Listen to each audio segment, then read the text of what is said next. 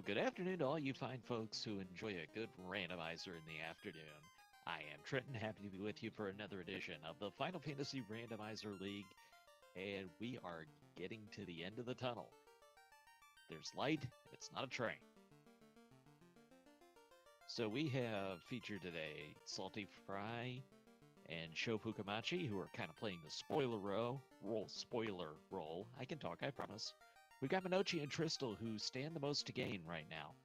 They are battling for a share of the lead right now. So far, we've seen Artea post his 0 in the last race, so has sole possession of the lead right now. Tristal and Minochi need wins in order to tie him at the top of the standings and force a playoff. Now, I say wins, they can actually finish second as long as they're still less than 0.5%, but that's a tall order. This is all the way to Chaos Race. You must defeat the final boss. You get to do it with whatever party you want to. Interesting to see the changes already in some of these runners. Last time Tristal brought a black belt. This time he's gone with the double thieves. Not the thieves, the knights. It's Minochi who's got a thief. In fact, everybody but Tristal has a thief. And early on, it becomes a battle of what's your quickly available magic. And of course, that's right when the thing locks up on me. We've got Lightning 3, Ice 2, Fade at level 1. I didn't get a chance to see if that's Red Mage learnable, but if it is, boy, I'd probably re-roll and get 2 Red Mages instead of a Black Mage. But that is me, and I'm not sitting at the top of these standings. Tents available on the cheap, Pures are okay, no heals available. At least not yet.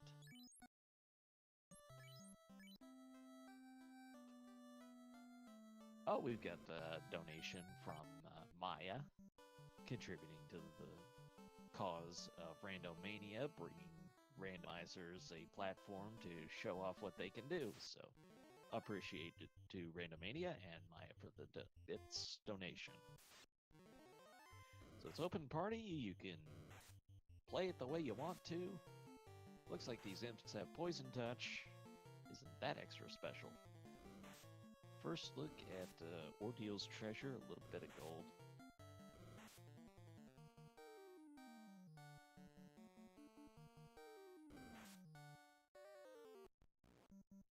One of the things you can do to help your cause a little bit, the experience is only 2 times. Actually 2.2 times normal, but no bonus per enemy, so one of the things you can do to help you cause for experience is to just run 3 party members, and it'll be curious to see if anybody adopts that strategy, how early they might adopt it, etc., etc.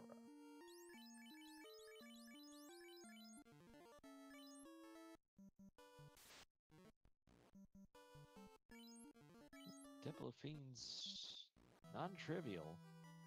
Minochi has 3 people on 1 hit point. Not much to speak of with the treasures here at Temple of Fiends. Certainly none of the key items.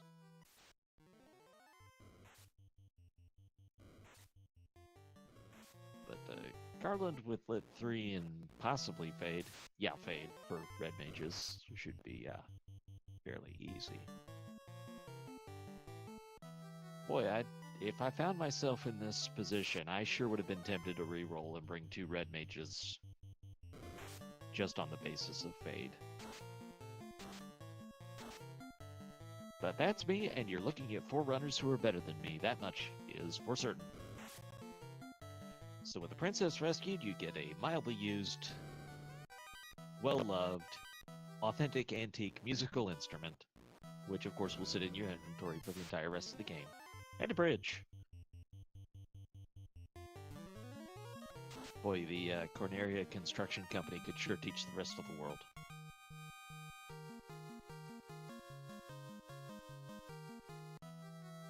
So all of our runners making it past Garland. Nothing crazy so far.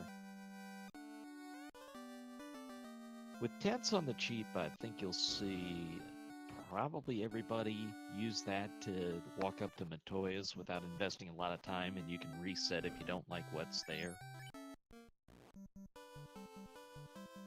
If you don't have those tents available, then the favorite play tends to be go over to Provoker first to get the ship and cut down on your commute, if you will. But Salty is going to give us a look at what's here. 2K gold is nice. That's a lot of gold. That's almost 6,000 gold. So that'll help fund the Save the World efforts. Save the World relief efforts or something like that.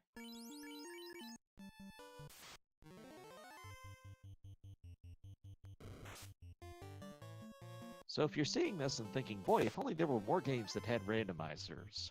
Well, as a matter of fact, you can see more here on Randomania at 10 o'clock tonight. The Dragon Warrior Randomizer has a semifinal of their tournament tonight at 10 o'clock here on Randomania.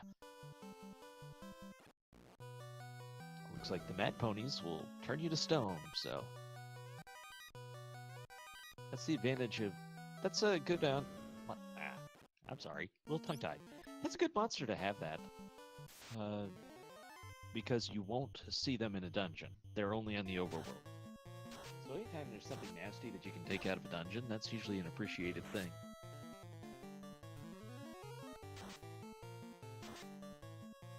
Anything that is on the overworld can be avoided.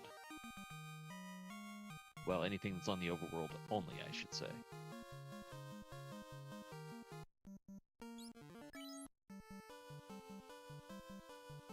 With the experience bonus such as it is, the 2x experience,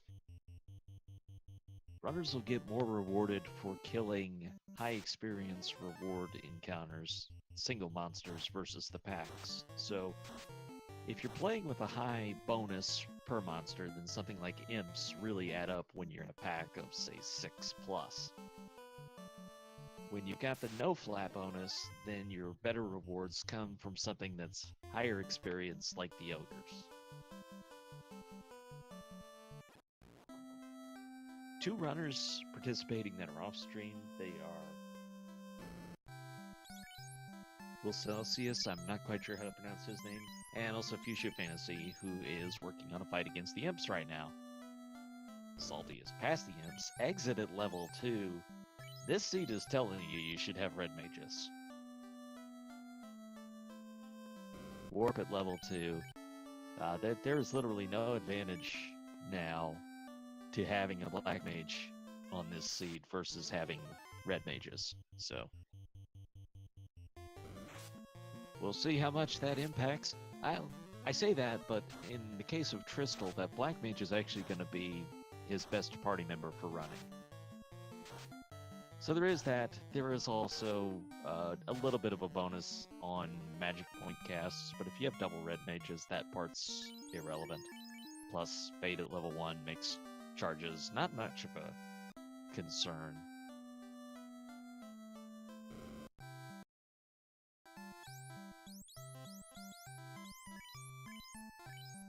Makes me wonder if anybody does have... Well, Salty's got the double red mages, so I think that's where it could potentially pay off. We'll find out. Common play has been the red mage, black mage.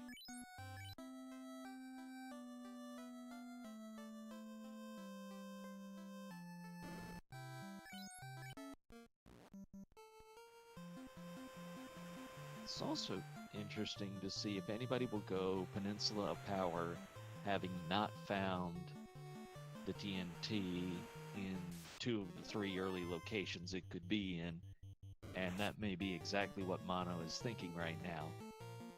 It's got the Fade charges to do it with. You can get a couple of levels there for sure off the damage Fade will deal for you. If stuff didn't roll too high on its HP, then you might be able to one-shot everything with 1 cast of Fade. Of course, resistances and stuff come into play. No telling what skills stuff has as of yet. But Mono's got a pack of zombies here. Looks like they've got more than 100 HP. He noped out of that, in fact. Salty and Tristal in Dwarf Cave.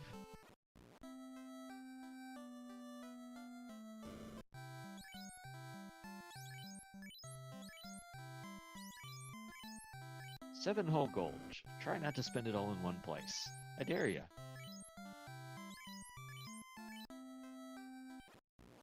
Zobbles with glance makes them not very approachable. It might also steer Mono away from ordeals, even though that's incentivized. It looks like the Giants are proving that his party is still pretty squishy.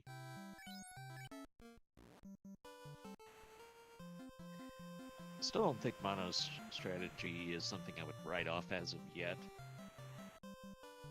Though the one thing I think you could have done different was maybe get a level or two around Provoca where you could still go back to the inn. Be a little bit more durable when you come up here, plus have a couple more spell charges. Kind of the approach I like. I would have liked to have been 4 or 5 before coming here. Instead, Mono got it here.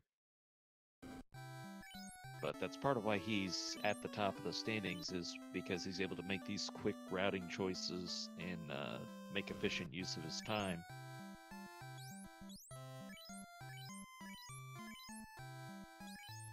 Gold bracelets for sale. Maxed price, it looks like.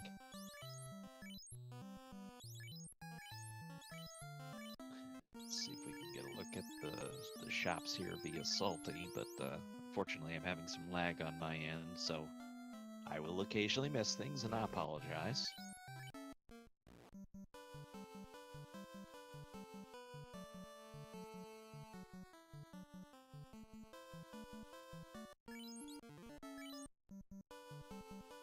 So it will be a trip to the Marsh Cave.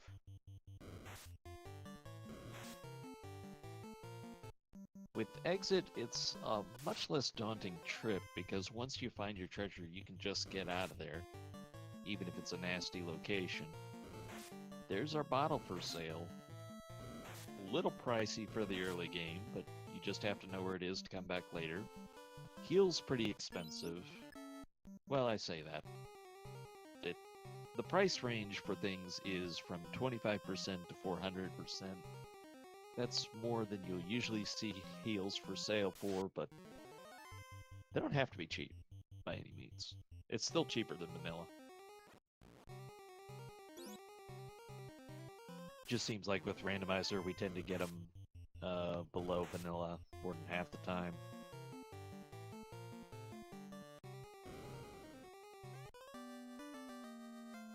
There is TNT located on the north side of the Marsh Cave for Tristal.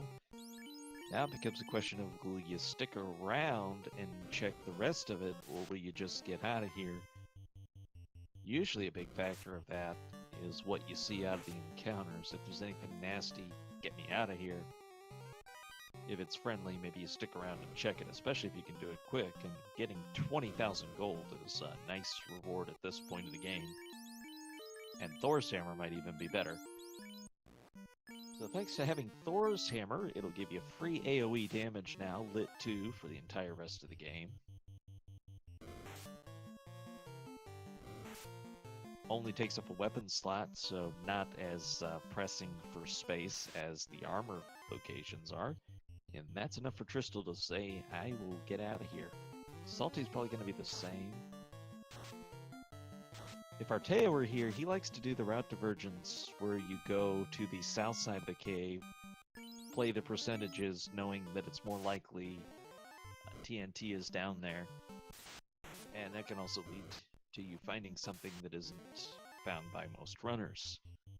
So does anybody make the Artea play today, or do you just stick with the sort of the normal meta, and I got my TNT on the north side, get me out of here?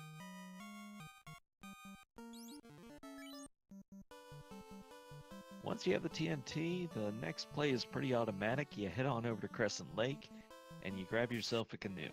Once you have the canoe, the world starts to open up quite a bit. You've got 3 locations you can go to. They already can go to Earth Cave and do Through the Vampire if they so choose. Sometimes runners will check the first floor. Once they have the canoe, they can go to the volcano, the ice cave, or castle ordeal. And Salty is going to look at the south side of the marsh cave, so we'll soon find out if that pays off, or pays any dividends, I should say. Because once you've been to the marsh cave and left, it is probably the last place you're going back to. That did bite runners a little bit last night, where they ducked out of places, missed an item that they needed to come back for, so a couple double dips, and that can really add up in time. Routing choices, they'll make all the difference.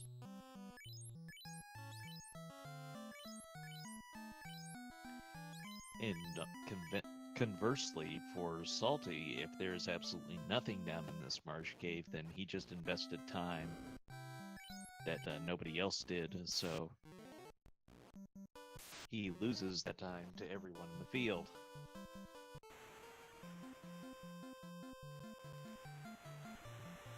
So whatever choice you make, you got the beer to live with it.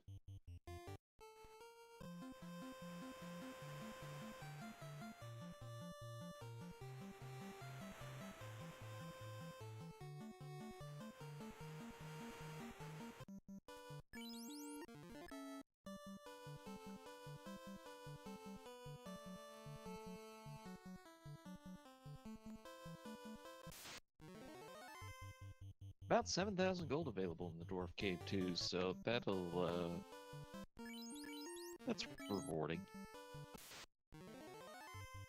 Not a poverty run so far. But early game, we never had too much. A ribbon is a nice find. That requires certainly helpful.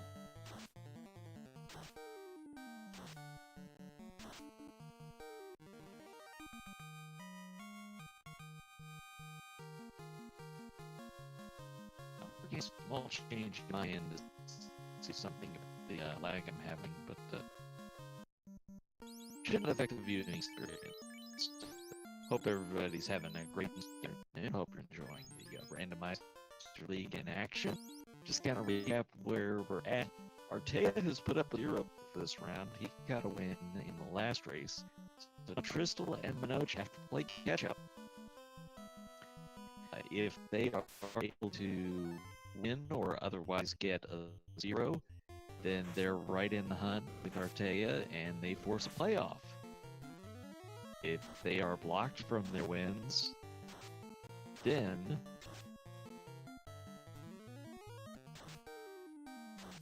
it will be an Artea win of the Final Fantasy Randomizer League. No defense from Artea.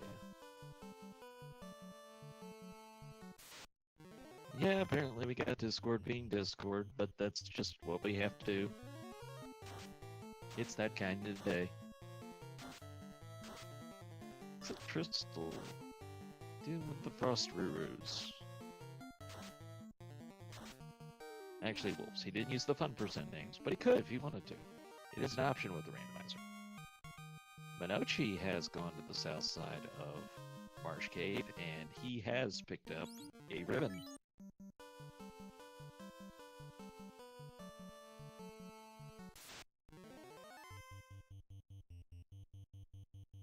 Looks like Fuchsia is the only runner really past the canal stage so far.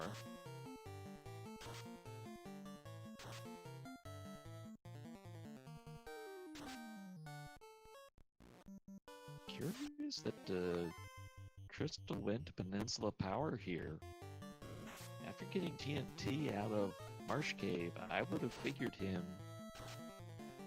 to head for Crescent Lake. I mean, if you're able to get Peds there, that's going to be better experience than Peninsula Power.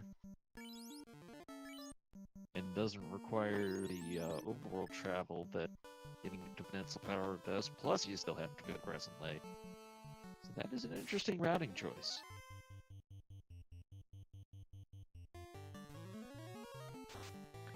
Yeah, looks like these Zumbles just are not playing nice at all. Some seeds they're easy, other times they're not so much.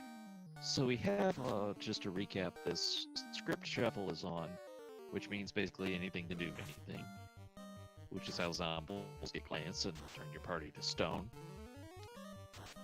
Enemy stats go up to 220%, so they can be pretty high HP, they can be pretty high strength even.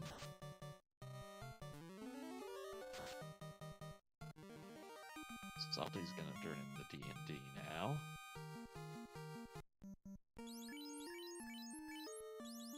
Fuchsia off stream has gone to the Earth Cave. Wizard staff seems to be the highlight there so far.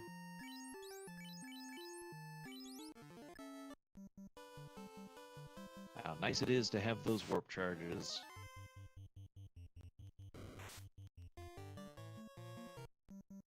Mono's gone ahead and picked up the bottle, which means he won't have to come back here to get it later. But that's a lot of money to invest in at this stage of the game. That means you probably won't have enough for, say, pro rings if you found them in Melmond or Crescent Lake.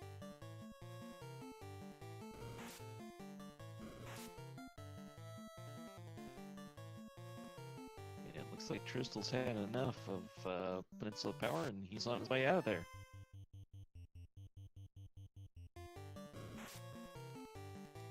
This is where we really start to see the routing choices open up. You can go to Earth Cave, you can go on to Volcano, Ice Cave, or a Castle Ordeals. With Warp, the Ice Cave is a little more inviting than it normally is because you're able to do the 3 treasure chests check. You also, if you've gone to Peninsula Power like Nochi and Tristal have done, you know you don't really want to fight those zombies right away. You'd rather gain a few levels before doing that experience again. Looks like a lot of runners really have taken the approach of clear out the south end of Marsh Cave, even if I got the ribbon, even if I got the TNT, that is. And so a lot of them are being rewarded with that first ribbon. That is a potential.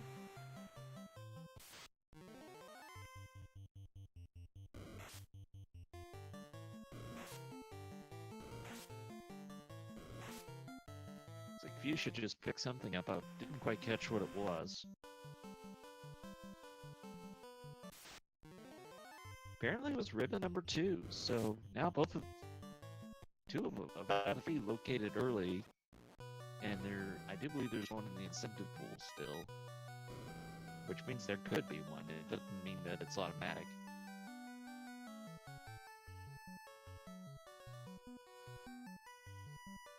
Also kind of just shows a little bit of boldness to check the second floor of Earth Cave, but with Warp, it's a more friendly play than it otherwise would have been.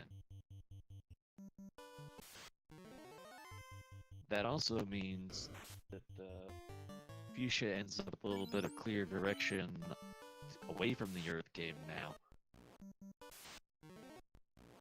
And there's always an advantage to being the first one to get through a location. It means you're doing something right. So a silver bracelet here in the south end of Marsh Cave. I didn't see that before, but that's a nice little pickup. It's a utility item, helps you absorb. It makes you slightly more durable.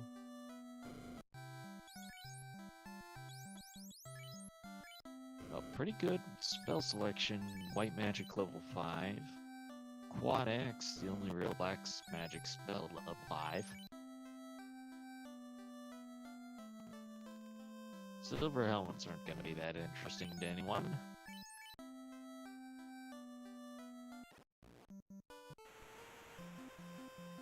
See if Mono picks up any Pete fights here. Haven't seen pro rings for sale yet. We've seen gold bracelets. I think they were in Melmond. But either that or elf, but very expensive.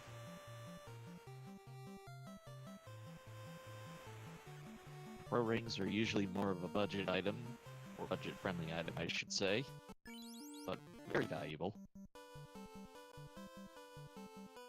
House is expensive, but still good to have one or two, and that's exactly what Mono is doing.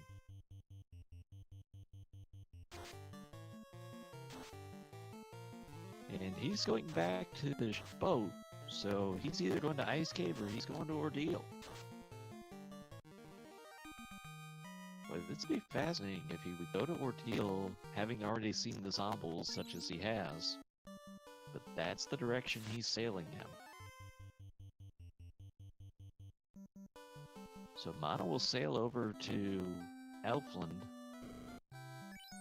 take the hard south from there, and line himself up pretty well with Castle Ordeals. Plenty of route divergences. Salty Fry is going to Ice Cave. So we're going to get to see 2 of the 3 destinations at once.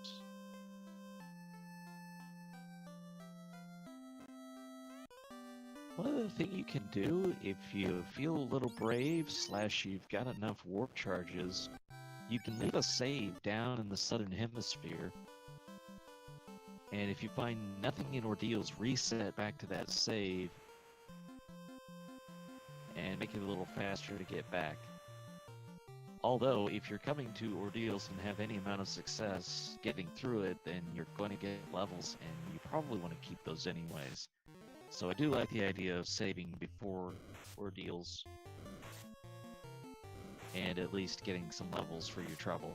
Because you're investing now all that time anyways, but hey, I'll throw out 80 possibilities for strats.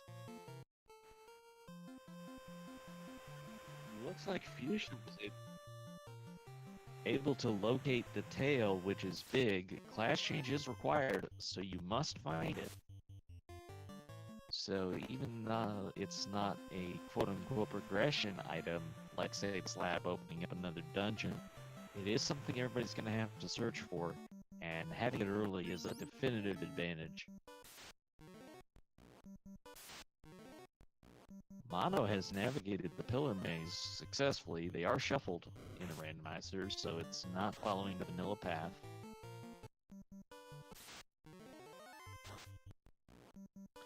And he's soon about to see what treasures await in Ordeals. Trissel has done the same play. He's here now.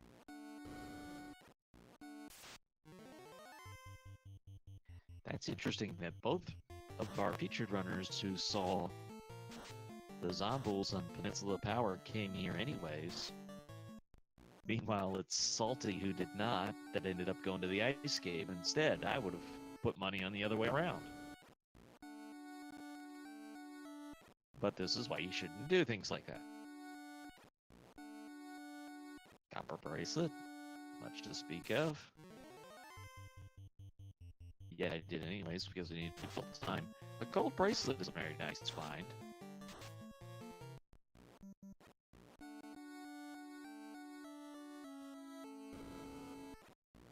A few more treasures to check here. And then this is an incentive location, so the treasure chest by the zombie dragons has something. We just don't know what the something is yet. But Minochi's able to pick up a lot of money and a nice sword. That is a nice sword. And there's the slab from Minochi, so this trip to Ordeal is absolutely required.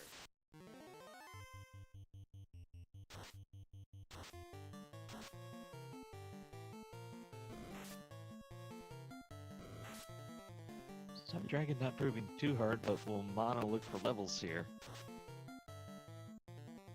Or will he just bow out? He'll look for the levels. When you got Fate at level 1, you can do a lot of damage to these zombie dragons. So as long as you don't see any particularly nastiness out of them, like say one-shotting your fighter, then you might be tempted to do farming here. But that one-shot will probably get Minochi out of here. I don't know. I don't life spells, so that's probably too much of a hit to risk anymore. The ruby is located in the incentive chest at Ice Cave. There's the third ribbon is in Ice Cave. We found all 3, and it won't be in an incentive chest. Well, we've seen both incentive tests anyways.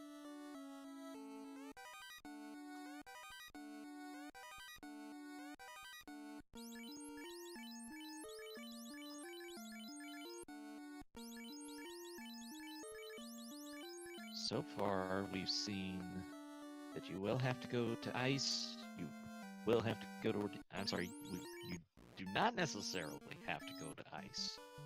You do have to go to ordeal. Ice could be required though if the floater is crown locked. I'm sorry, Ruby locked is what I meant to say, but Ruby could lock the crown too, so those are not mutually exclusive.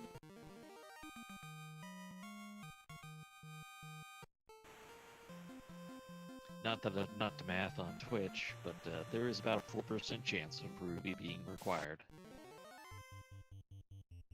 Give or take. Minochi's back to Crescent Lake, a little bit more armed, a little bit more funded. What will he do with it, though? The easiest place to get to from here is the volcano.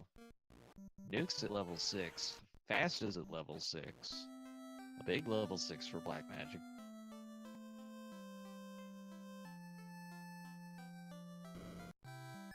However, Nuke being that high means your thief turned ninja will not be learning it. Nor will he be learning fast, which would have been a nice thing to have for the utility purposes. It's a great spell for a ninja to have in a boss fight if you're going to boost Masamune or Excalibur. Take the pressure off the black mage and he can do something like Nuke for more damage against the boss.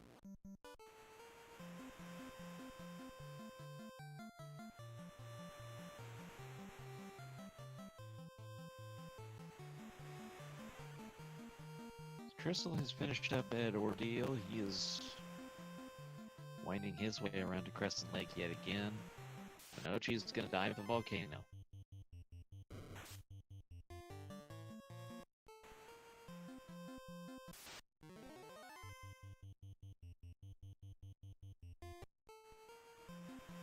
Didn't see anyone try and grind experience from the eye encounter. It is one of those tempting locations.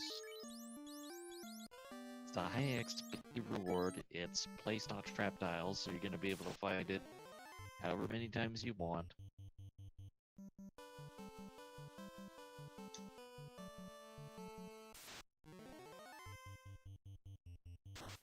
Still, you risk the other encounters of the ice cave, which can be very unpleasant.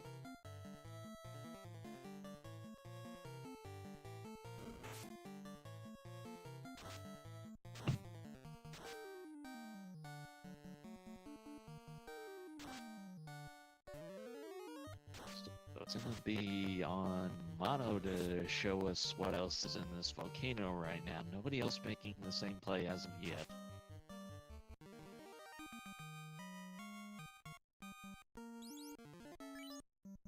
In fact, it looks like Tristal is going to the ice cave too, so volcano is free pickings for anybody to get an advantage if there's an item here, and looks like that's all mono so far.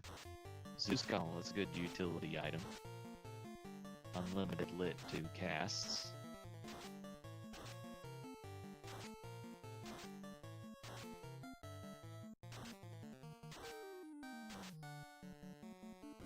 I think one of those things that's interesting is people picking Ice and Ordeal will probably say they did it trying to do something different from the field to get an advantage, and it ends up being what the entire field did.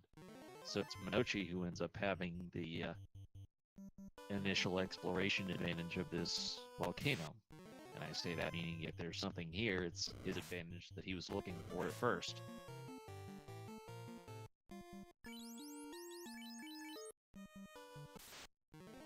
He also picked up a couple houses, so he can freely use magic on this floor to kill everything for experience, use that house outside, and then re-dive the volcano. Because this floor takes absolutely no time to get past when you're walking through the lava.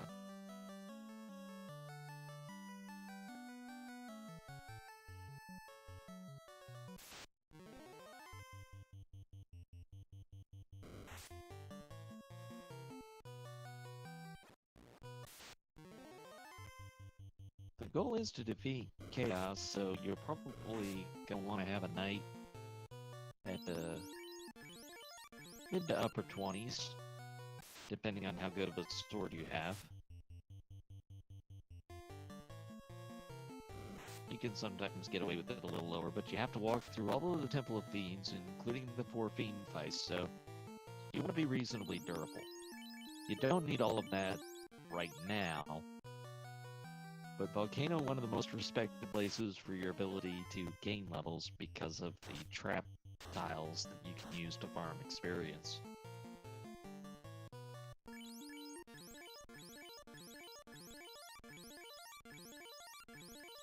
Looks like Fuchsia's on the way to the volcano now.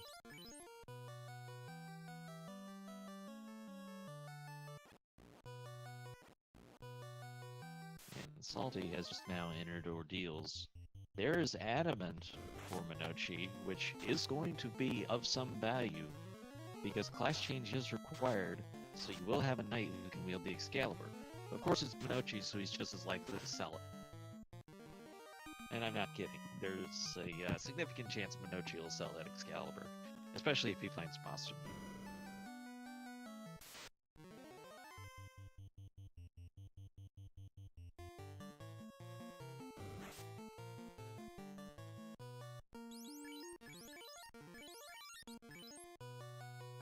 Now Crystal working through the Ice Cave.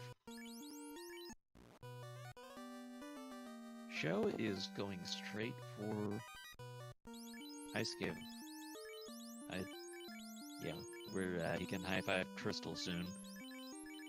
But Minochi continues to work through this volcano, getting the Pete encounters for very nice experience. I think he's already gained about 5 levels in the time he's been here.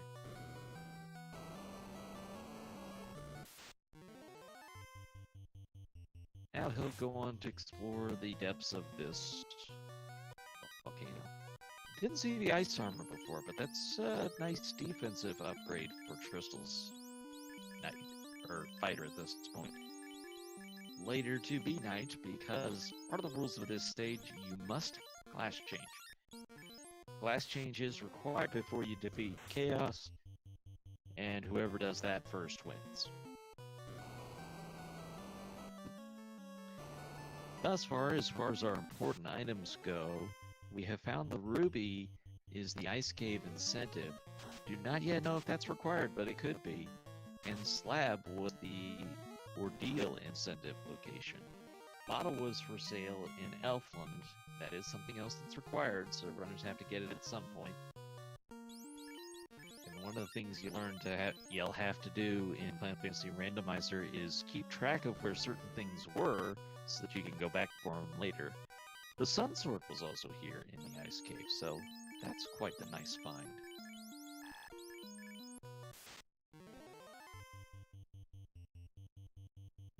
I'm getting a preview of Agamas. Find out how much or little HP they have, how killable they are. They've got more than 100 hit points. Oh, if it took a lit 3 and a fade even resisted, that's not something you're going to want to invest a lot of time in.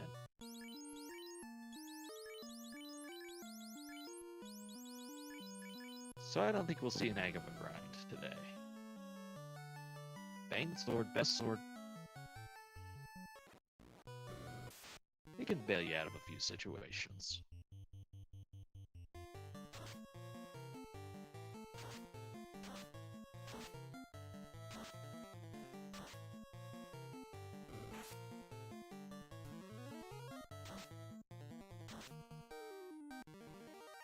Starting to get a few less options for treasure to be in this volcano. And if Flutter is not here,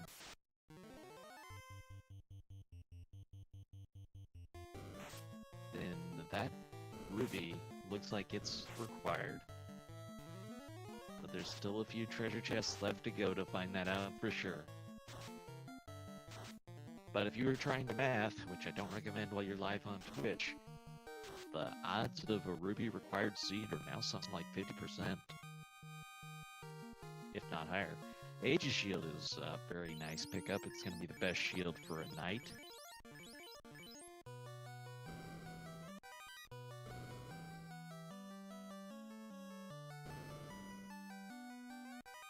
got the Agama room and the Red Dragon chest, so only 2 treasure chests remaining.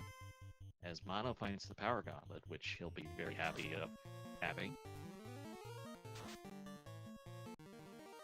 The 1 Agama guarded chest left, and the Red Dragon chest left. So only 2 chances for this to not be a Ruby required seed.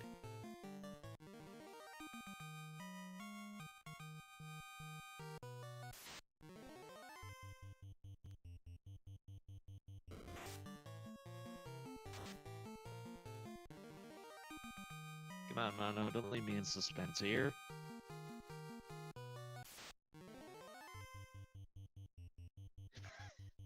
Reordering all his stuff before he checks this. Did he check that? And I just missed it. I don't think he checked that chest. I didn't do his inventory.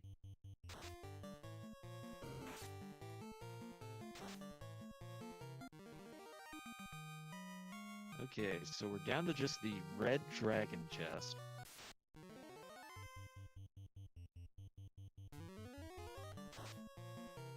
Mono is taking a few of these Agamas here. I didn't expect that.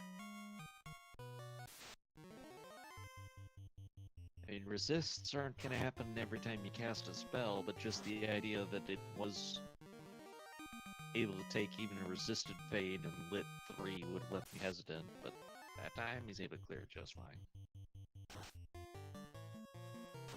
So he's going to get 2 more Agamas that he can either fight or run from on his way to check this Red Dragon. And the statistics are such now that we are more likely to be in a Ruby required seed than not. Because if I've logicked correctly, this is the only chest we've not seen for many other runners as of yet. So either this is the floater or Ruby is required.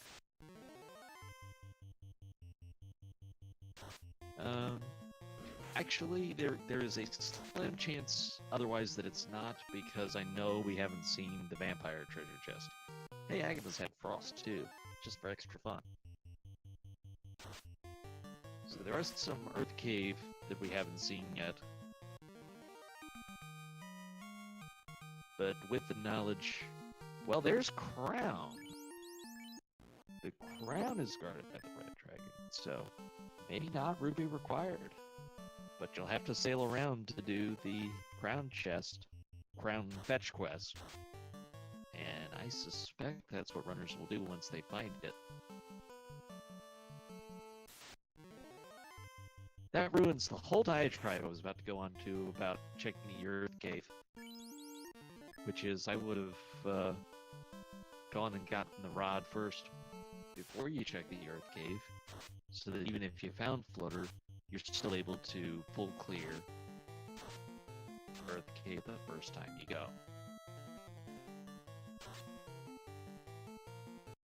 And we are about to get a look at the fight against Carrie.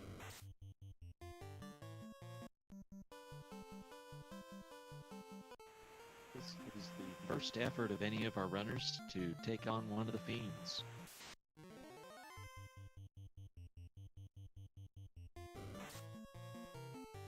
No Lit 3 feels bad. I mean, no Ice 3, no Nuke. Fade'll still do a nice job, but Minochi moved the fighter down with that Sun Sword in order to use the Power Gauntlet, get the damage boost up. I'm not sure if he'll just do 1 or if he'll do 2. He does 2. But after that, I gotta imagine he'll just go for the kill, because Carrie's HP is not going to be that high, even at 2 times. It's just her base stats are as low as they are, so usually you'll be fine, especially with a late game weapon. Carrie firing off those level 2 elemental spells, though, has killed off the Black Mage. And Mono gets his revenge by taking out Carrie. That's gonna be our first orb. And Tristal, meanwhile, is showing why he's so good. Because all that time I was focusing on Mono clearing out the volcano, He finished Ice Cave, now he's here in Volcano.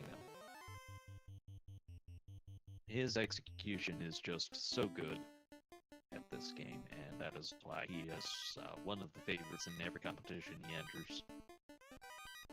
Sho, meanwhile, is doing a grind for experience against this eye. You can get a lot of experience here. Future Fantasy, meanwhile, is on the carry fight as well. But if you're trying to judge the horse race, I would say that Minochi is in the lead so far, having picked up the crown, which is required. The question is it required to get the floater, or do you have to use the ruby?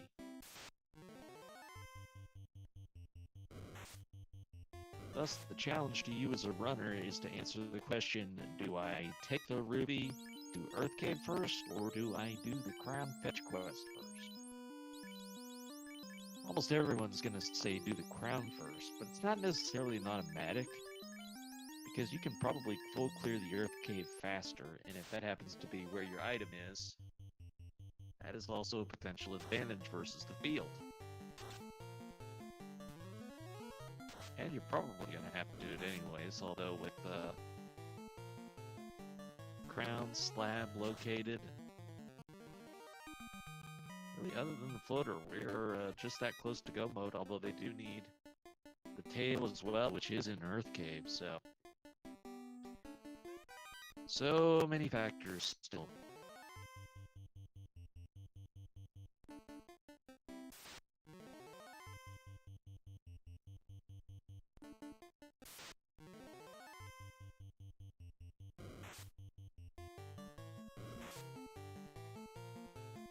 And your potentially biggest source of time makeup versus the field is if you didn't go to Ice Cave, which would leave you a ribbon down.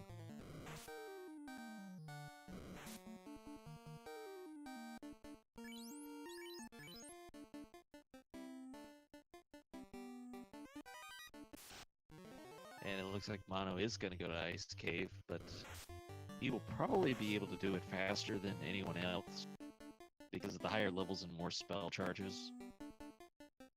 And he's not looking for experience while he's here. He already got a good bunch of it from the volcano. He's the only one of our featured runners to light an orb so far. Fuchsia Fantasy off-stream has been able to get past carry with the fire orb restored.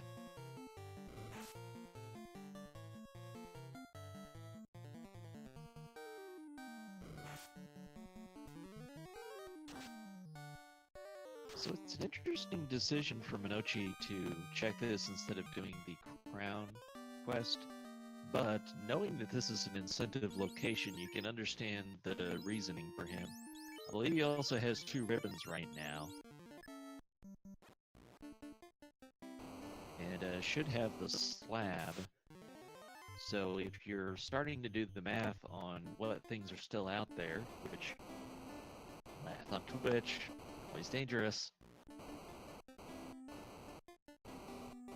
But it tells you there's a pretty high % chance that the floater is here in the Ice Cave, so it makes perfect sense that Minochi would look for it.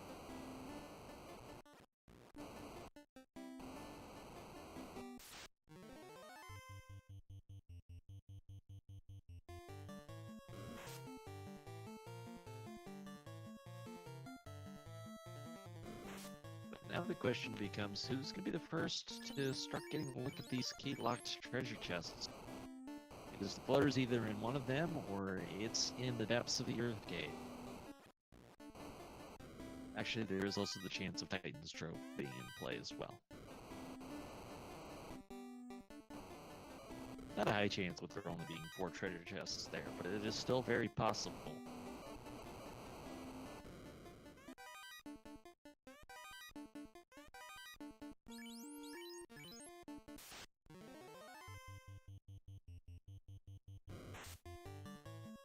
Fuchsia Fantasy is in Castle Ordeal. That is a required trip, we know. But it's not going to take you any closer to the floater.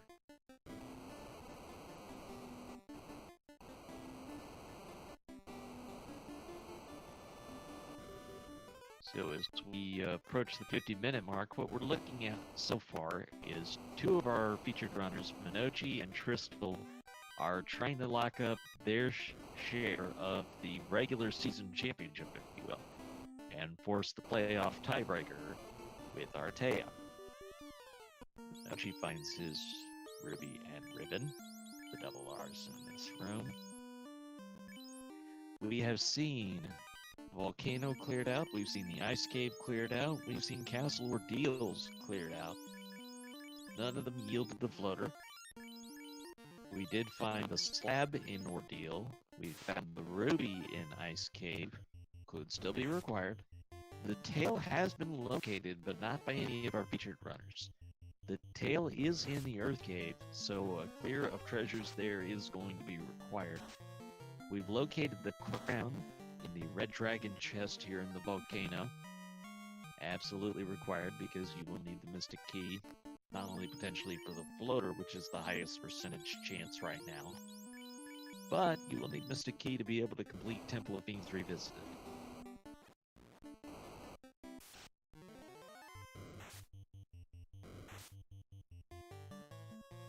So far, Ice Cave may or may not be required, but Ordeals and Volcanoes certainly.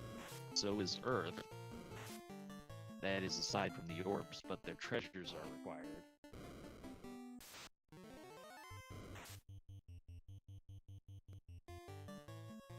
And well, Cleosis, and again I apologize for not knowing how to pronounce his name correctly, has started the Crown Fetch quest. So he's actually going to be the first runner to get the Mystic Key. He is one of our two that are off-stream. Could be interesting, though.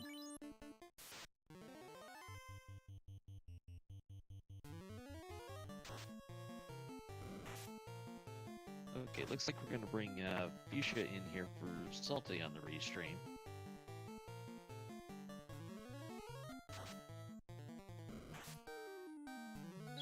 Get things updated on my end to match that.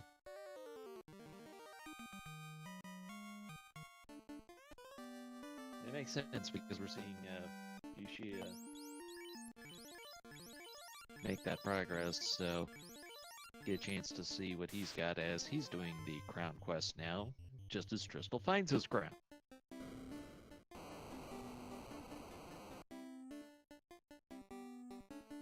Like I said, this is obviously the higher percentage play that give me just 1 second as I try and sort out what I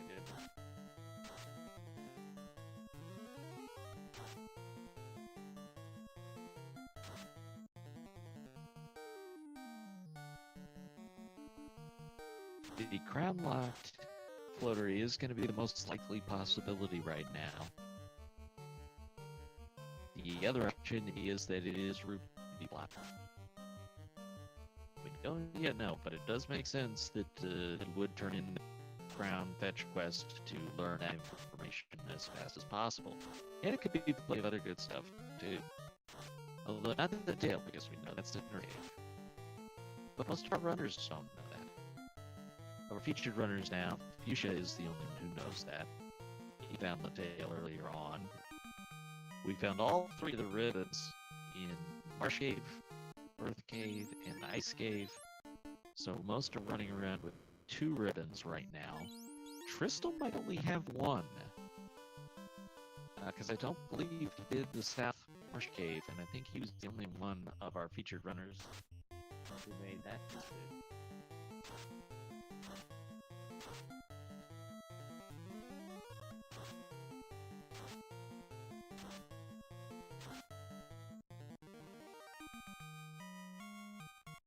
We picked up a lot of utility along the way. We've picked up a lot of go mode items. Once we have the floater, we're going to see the runners tear through the sea pretty quickly, actually. A lot of the things that can hide and make your life difficult, we've already got. It's just a floater, which can only be in so many places now. That has yet to be found. Other than that sneaky little tail. So that could end up being huge at this point for Fuchsia. If the floater is in one of these key-locked chests, I would go so far as to say it's his race to lose. Because nobody is going to go, I can't say nobody, but few runners are going to be brave enough that they're going to full clear Earth Cave looking for the tail until they have exhausted their other options. Because there's a lot more treasure chests available in Sea Shrine and Mirage Tower / Sky Castle where you could potentially get it from.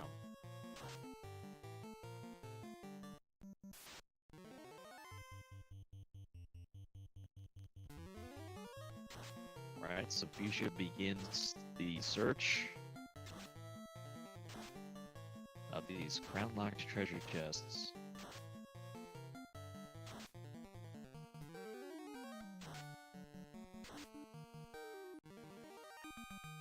The all-important floaters still in the world somewhere. Or the cap, you can find that too. It's a big chunk of money. That's fine. So no elf, no Corneria. You've still got Temple of Fiends has 3 chests. The dwarves have a bit of a treasure trove. Astos Castle is easy to get to with canoe. Another 3 treasure chests there. And if you're really bold, there's the 3 at the bottom of the Marsh Cave. Marsh Cave, not that bad today, though. So you can check it pretty quickly and then head to Earth Cave if you strike out there.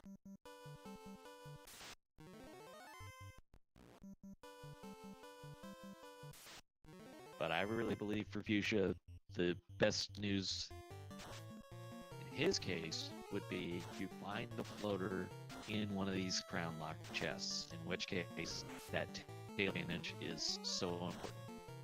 If you have to find the floater behind, say, a ruby block, that's gonna make it more likely that runners do go to Earth Cave and could find that tail without them getting much of an advantage. A katana is worthy of taking out of Temple of Fiends, but not the item that Fuchsia was looking for.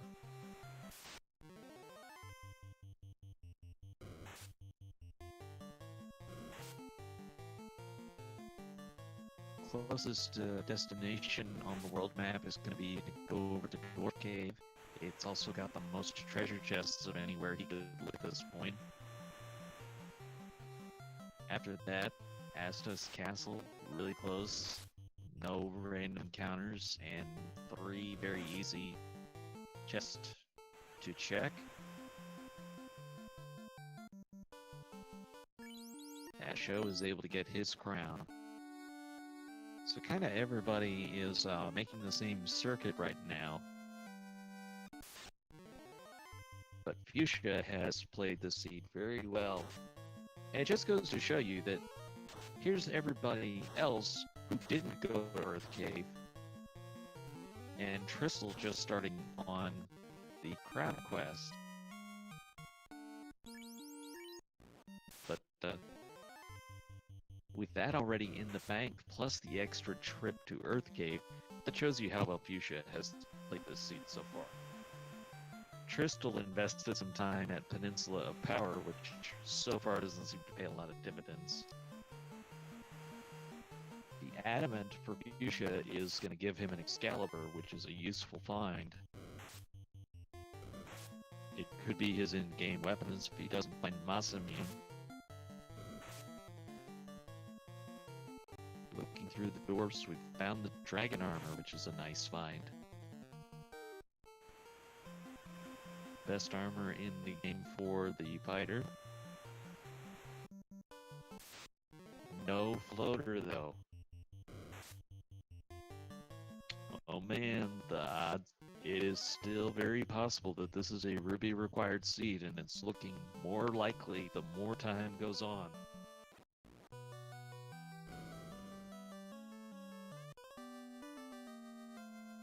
So, quick dive to Astos' castle. You can dock at the river and walk to it really easily. 3 more treasure chests here. And then you have the option of 3 treasure chests at the bottom of the marsh cave, or do you go for the ruby and then full clear earth? Not in Astos' castle.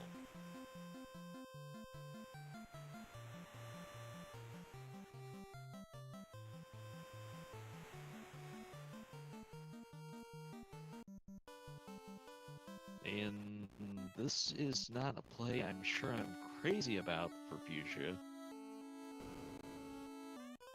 But if he's back in Melmond, that means he is probably planning to go turn in the ruby.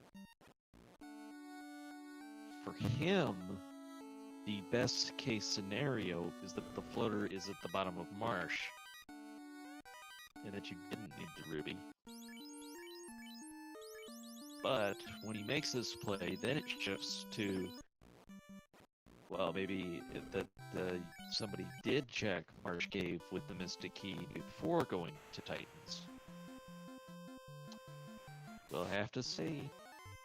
But again, so far it's the advantage that Fuchsia is the first one to cover this ground, so even if this is the right path and the early dive to Earth doesn't pay off, the fact he's able to do this faster, ladies and gentlemen, this is a ruby required seed.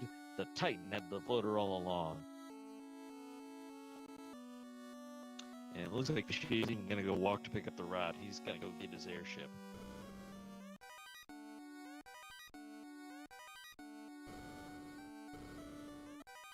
So, this is, in my opinion, still definitely an advantage for Fuchsia because he's the first floater.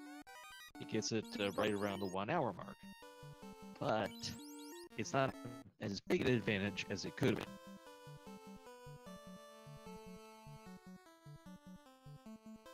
Because if you had not needed that ruby,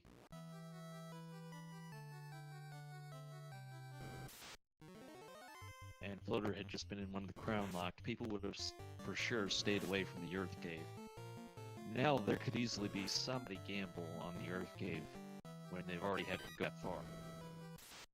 But will they?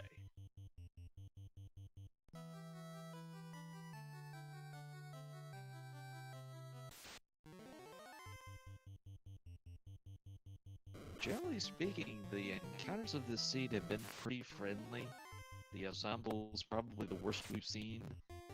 Maybe bad ponies, but they didn't very often. But a ruby required one. They will happen, and this seed is proving.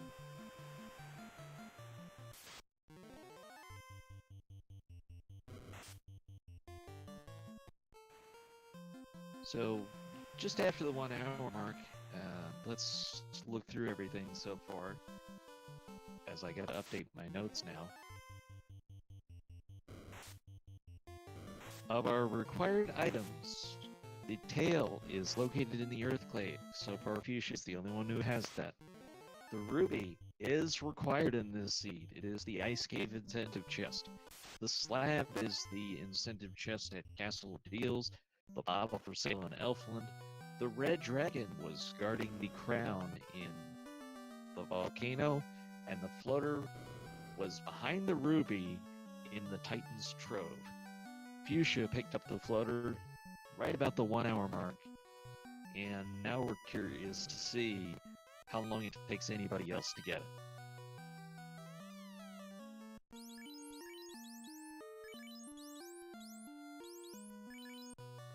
We're also pretty set for equipment to have done this. I mean, Masamune is still out there. Fuchsia was able to find the opal bracelet up with the dragons, so that's a nice pickup as well. But with 3 rivets located, this is pretty well set you up for equipment. We found dragon armor, Aegis shield, and 3 ribbons between our runners. 1 ribbon was in South Marsh, so not everybody is going to get that. Tristal just did the north end of Marsh Cave, where he found the TNT. The second ribbon was in the Earth Cave, so not everybody has that yet. And the third ribbon was in the Ice Cave, which everyone has gotten. I don't blame Fuchsia for checking these treasure chests just because they're easy to get to. But in terms of dungeons, I fully expect to see him just go about them. White shirt, Masamune, defense sword, that's... I can't really think of anything else you would find. But, how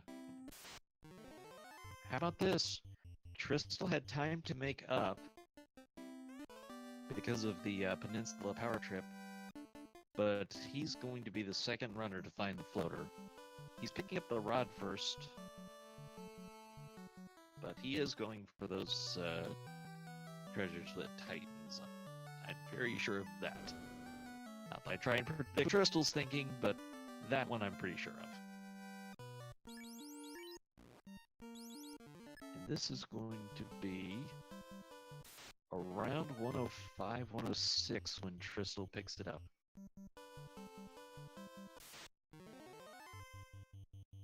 I'm curious to see the timestamp on that because it just goes to sort of show the time advantage that Fuchsia has in terms of the floater.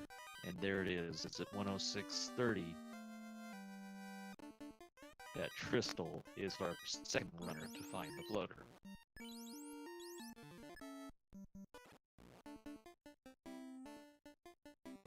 Or did Mono pick it up while I was busy typing my notes? I think he did the same as Tristal, where he walked through to get the rod first, and then he's going back for it. Yeah, I didn't see floater in his inventory there.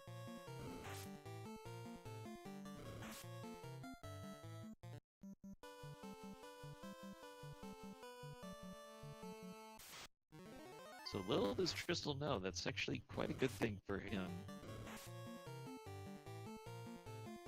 I don't think he would anticipate that he was the second runner to find the floater.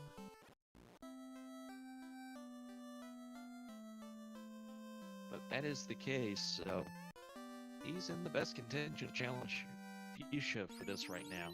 But still, with the tail in the bank, and the first one to get the floater, I would still call this Fuchsia's race to lose. Minochi's going to get the floater, 106, about 45, so just a little bit behind Tristal. Not even a full minute.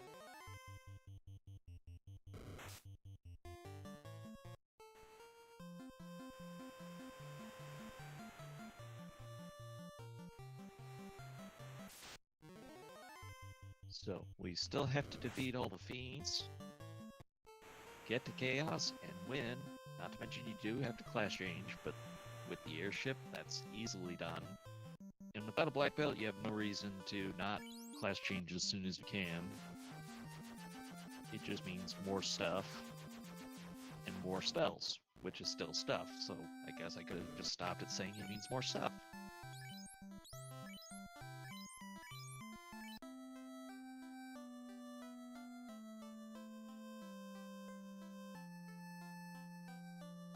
But still, everybody running so close together right now. With the exception of this. If nobody goes to the Earth Cave, then they're gonna full clear Sky, Sea, anywhere else they go, except Fuchsia. Fuchsia has every reason to go mode these dungeons. There's things such as Masamune which could still be valuable, but how much does Masamune give you versus, say, 5 to 10 minutes of not checking those treasure chests? Because it's the encounters you save by not walking there. It's the time you actually save walking there. It's the menuing of the actual screens opening and closing. There is a lot of time to save for Fuchsia by just go moding the rest of this game. Which isn't to say he'll completely bypass treasure chests. There's still a few I would check while Masamune is still on the table, but I'm talking about going deliberately out of the way to check anything.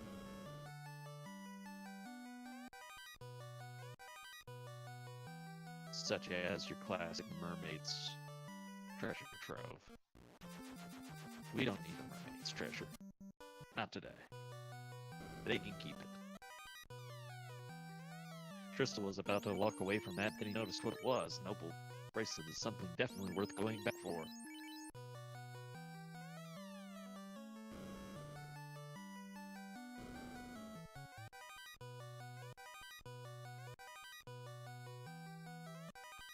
The other question will be if your levels are good enough. Fuchsia hasn't really done a level grind, which has allowed him to make a lot of progress, but he'll still need higher levels to be able to defeat Chaos. Other runners have taken the time for a grind, so they do have that to their advantage, but with Sea Shrine and Sky Castle ahead, there's a lot of experience available for Fuchsia just by taking encounters along the way.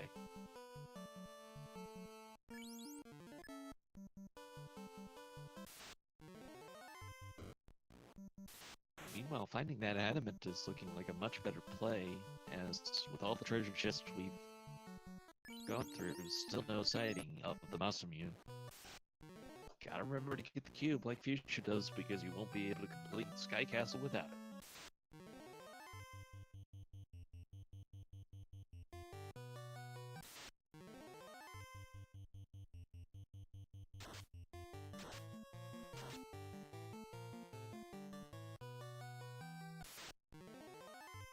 And then you would figure Fuchsia is going to go ahead and head to See what Kraken's up to today.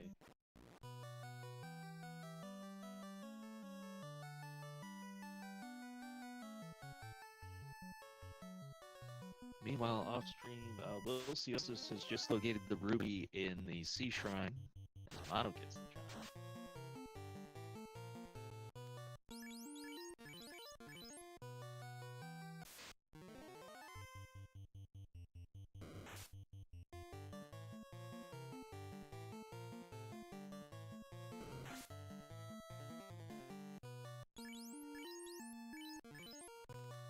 Oh my, apparently Blizzard was one of the abilities that was in the Ice Cave, and I didn't see that as our runners went through before, but the wraiths were armed with Blizzard.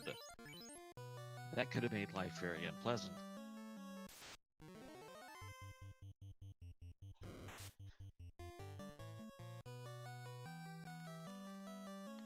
So we should see pretty similar movement right now out of Fuchsia and Trystal. The big divergence is going to be that Fuchsia should go pretty well straight for Kraken, while Trystal is probably going to have to, at some point, go after the mermaid's treasure.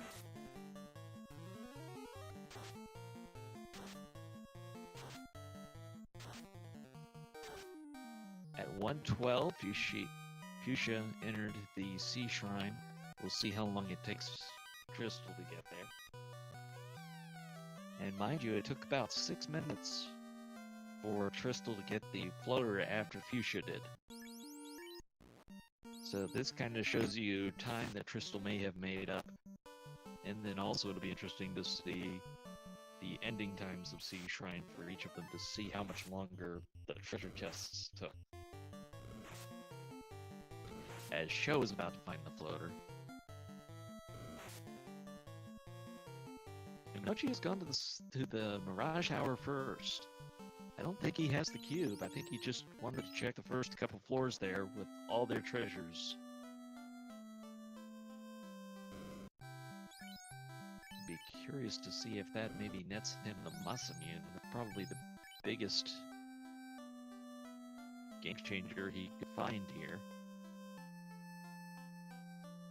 Crystals into the Sea Shrine, 113.30.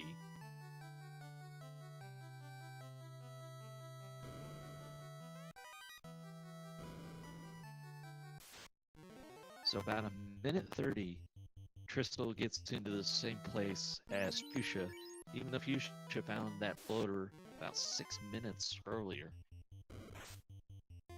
So, like I said, you get to see the skill of Crystal, how good he is at executing this game. Doesn't mean he'll do everything perfect, but he sure does a lot right.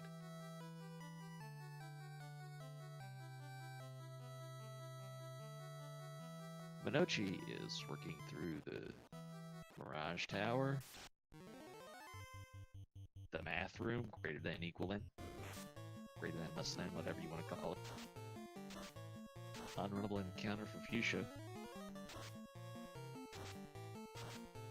And I didn't see Masamune for Minochi, so unfortunately this is a bit of a bust.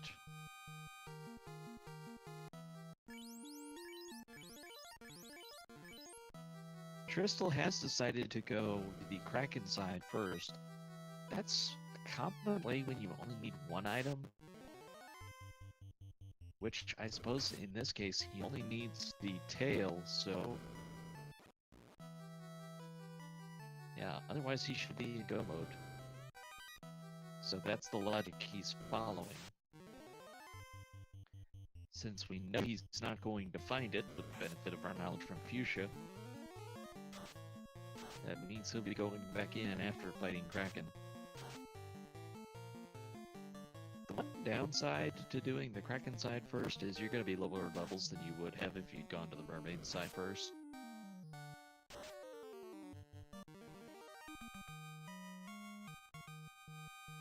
And usually you'll take any extra damage you can get against Kraken. Pro ring pick up for Fuchsia. That's kind of what I was talking about, where even though he's in go mode and doesn't want to go out of his way to check treasure chests, those 3 are really easy to get to, and when you start adding up 3 here, 2 elsewhere in the Sea Shrine, that's 5, you've got 4 more in the Sky Castle that are just right there. That's 9 more chances to find something you don't have, like Masamune, and that really adds up for not a lot of time investment.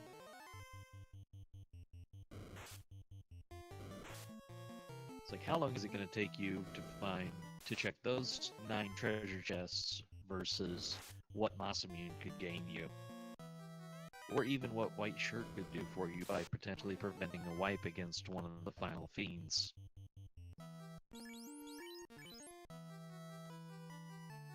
Crystal, meanwhile, has to check all of these treasure chests because he needs to find the tail still. And that'll be the same story for all of the runners who come here. So coming up on 117 it'll be that Fuchsia gets to Kraken. So it was a 5-minute dive on the Kraken side for Fuchsia.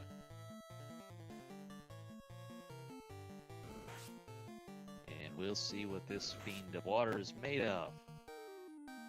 Insert your own joke here.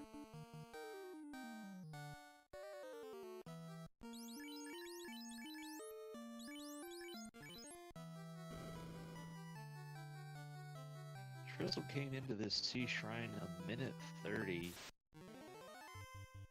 behind when Fuchsia did. So as you're kind of trying to compare how they've run this,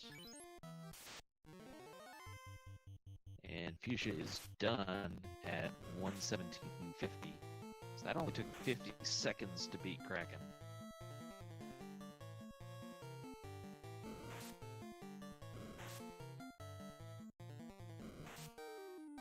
If Crystal is there before 118.30, then he's made up time.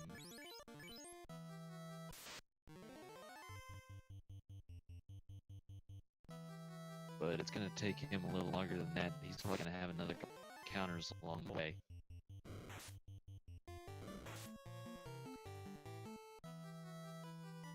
And that is the one item difference when it's the item you need to find.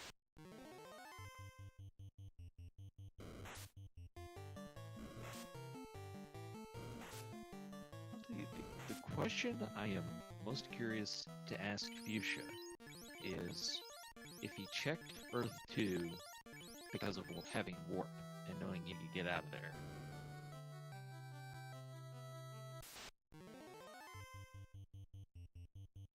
Because that has made all the difference right now. Being out in the lead so far, but still, this is such a close race that different experiences in Temple of Fiends can change everything.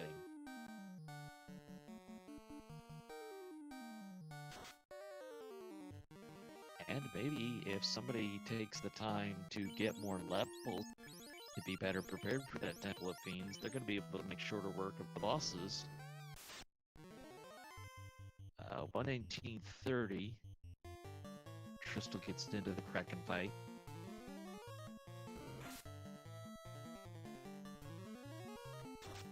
This was only a 50-second fight for Fuchsia, so Crystal should make quick work of it. Although he lost his Black Mage, that'll slow you down. You don't have the damage.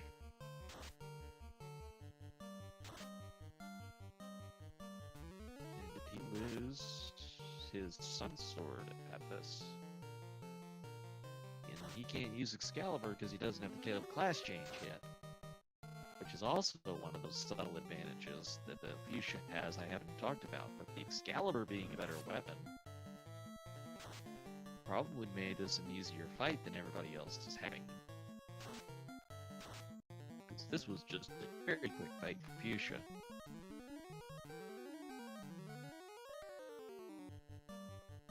And Crystal is having a rough time with it, but he's through.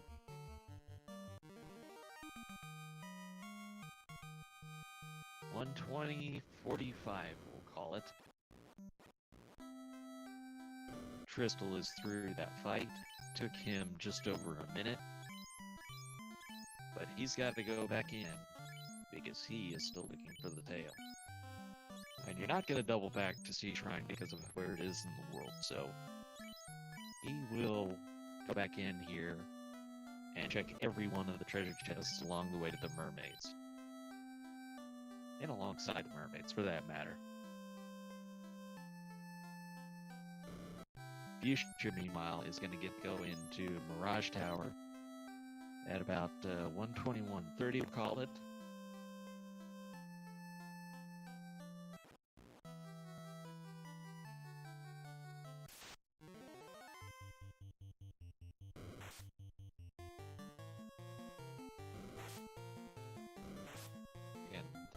Then that'll serve as another benchmark to show how long it takes Crystal to get here because of checking the mermaid side treasures.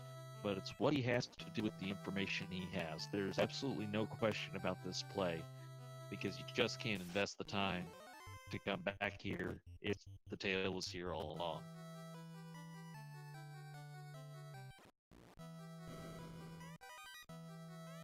And there is the Masamune, in fact. It was located with the mermaids, so how about that? If you had come to this side first, you would have found it.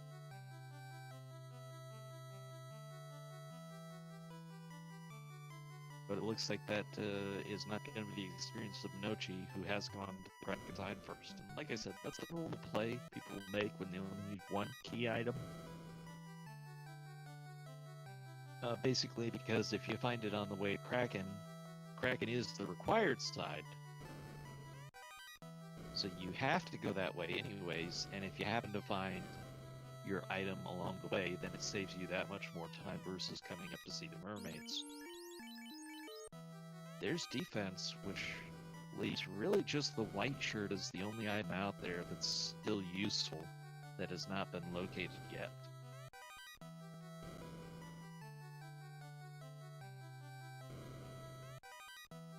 Fuchsia's going to show us just exactly how fast the Sky Castle can be when you don't have to go looking for treasures. Actually, he's going to take a moment against these blue dragons, because apparently they're easy enough that he can make some time on them. One advantage Crystal will have, though, is finding that Masamune could potentially make some boss fights easier.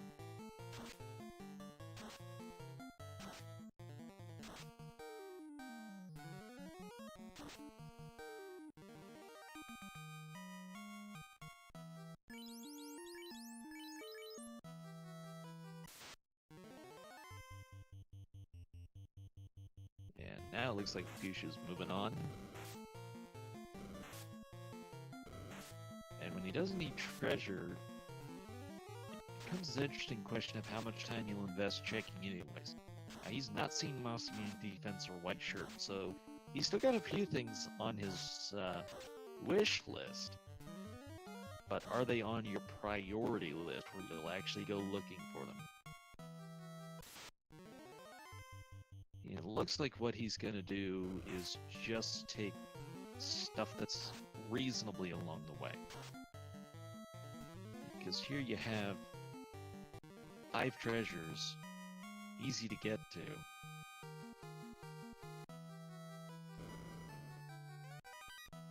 And fighting an eye isn't the worst thing either. They are a random encounter on this floor, they're unrunnable, and a nice pile of experiences. And you're not going to have any trouble with Excalibur. Skirt Nagas should also be very easy and good experience, but unshot territory it doesn't look like. With only 3 party members, you're getting 1,000 experience a pop, which is very nice.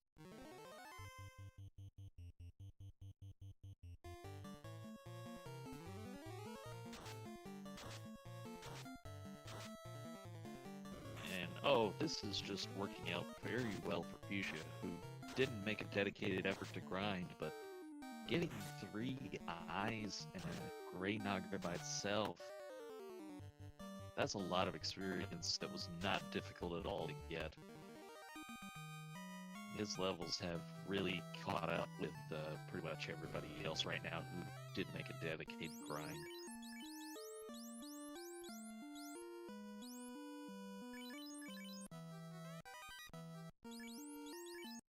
Okay, not gonna take the 4 treasure chests there. Fuchsia's just gonna go on, and soon to be on the Bridge of Destiny, so if you're rooting for Warmick, get that hype out.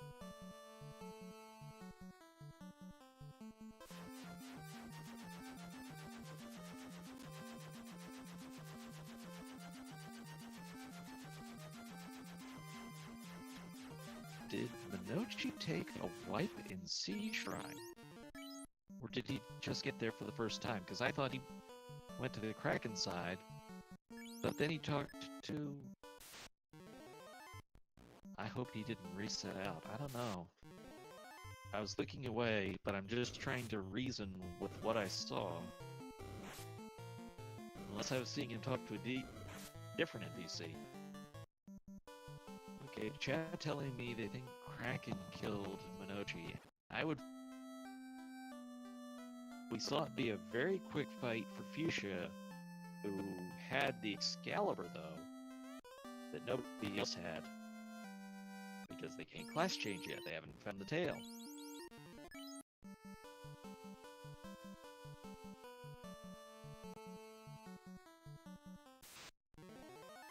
But finding the Masamune, as Sho is doing, and I imagine Minochi is about to do, will help that fight considerably.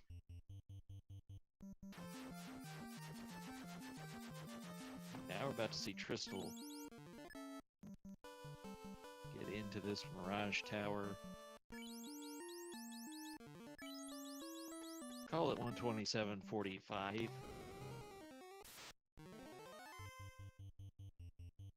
So that is roughly 6 minutes.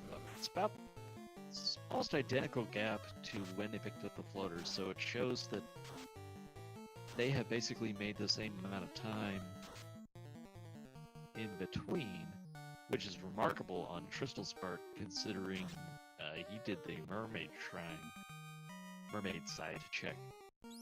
Fuchsia did take a couple moments to grind against blue dragons from levels. And now on to Tiamat.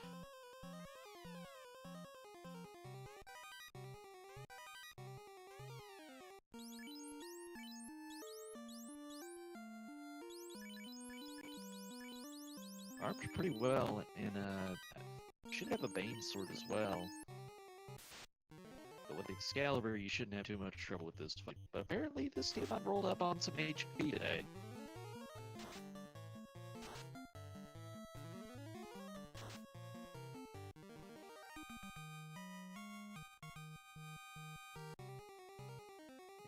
size orb for Fuchsia at 129.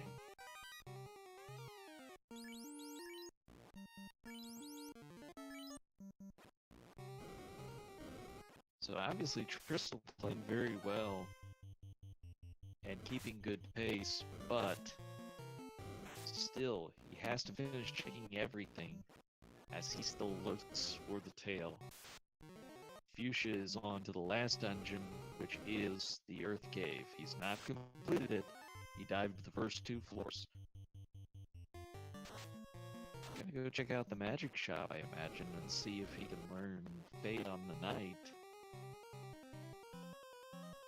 You never turn down extra charges of Fade. I actually thought this was a seed that was tailor-made for having 2 red mages with that level 1 Fade. Nuke wasn't available till level 6 by comparison.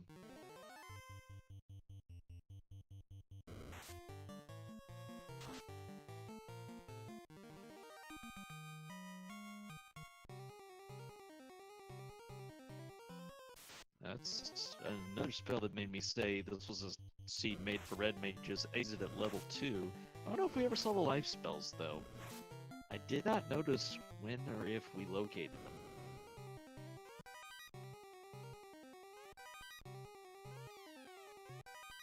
That would be the only downside. Edge saying that life is in non-rack, so... that'd be the one downside to having a red mage, but it's not something you're gonna make up with black mage either. And I'm not even sure that would justify the white mage.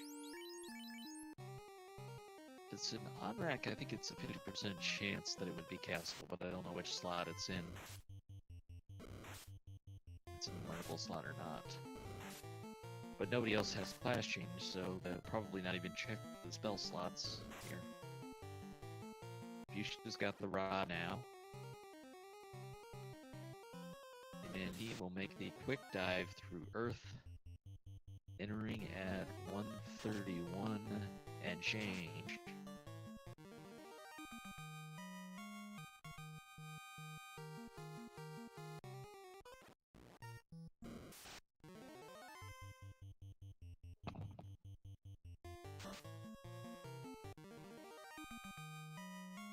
Well, in response to chat, I would classify this as Fuchsia's race to lose. Obviously, he's able to have made very good progression so far. But is he going to be strong enough for Temple of Fiends is really the question. But that said, Crystal hasn't really gotten that much more in the way of levels. I think he's about 1 level ahead of Fuchsia right now. So there is still plenty that can change. I'm a little surprised Fuchsia is even checking that treasure chest at this point. But I guess the theory is that's 1 more chance at Masamune. Which was located up with the mermaids in Sea Shrine. And this is just where Crystal is feeling the burn of the time because he is still searching.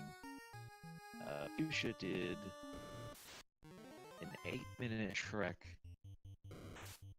from entrance to orb of the Mirage Tower.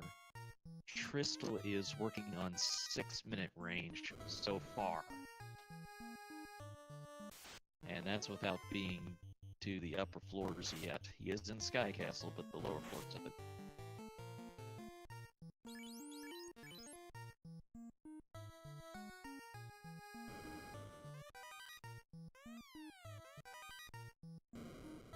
We'll say this, off-stream, Wilsiosis is actually in the lower Earth Cave right now. So he is most likely also in go mode right now. And I do not know about Salty Fry's status right now.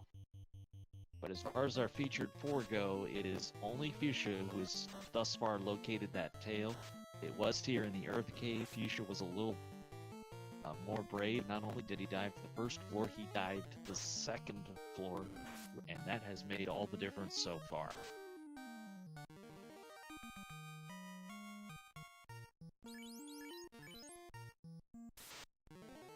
The Wizfam's making an appearance on this floor, and taking out the Black Mage for Crystal. That feels bad.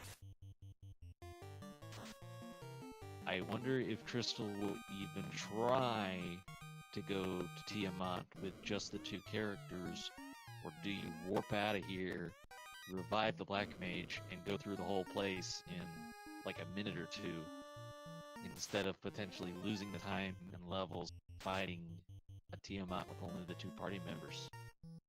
That's a tough call, in my opinion.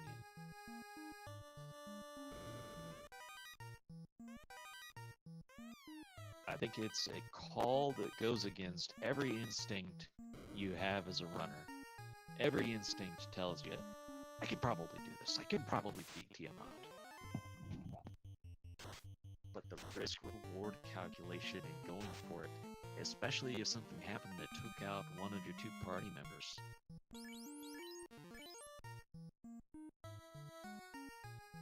And having seen this Tiamat fight, Masamune is a big help, and you've got Power Gauntlet, but boy, could you solo it with the knight, with the fighter,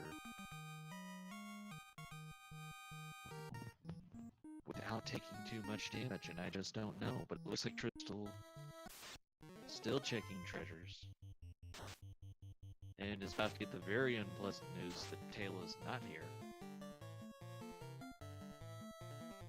Fuchsia's gonna be done with the Earth Cave at 1:36. So about a 5-minute trip through the Earth Cave for him. And then if there's no shopping or leveling to be done, he's gonna be on his way to 2,000 years in the past.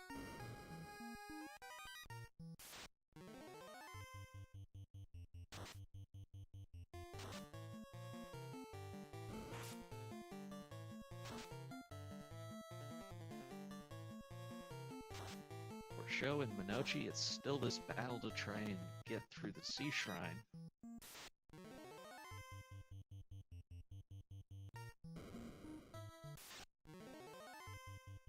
Crystal just barely got by that Kraken fight.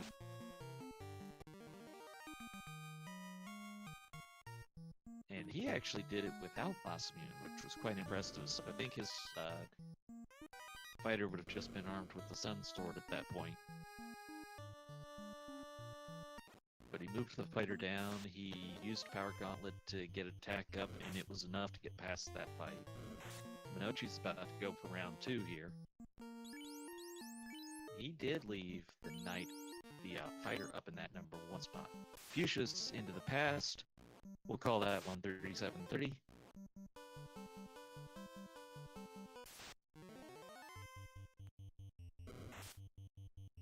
And it looks like Crystal is going to go the Resurrect route. Or did he finish Kraken while I wasn't, or finish Tiamat while I wasn't looking? That'd be really impressive. And I guess he did.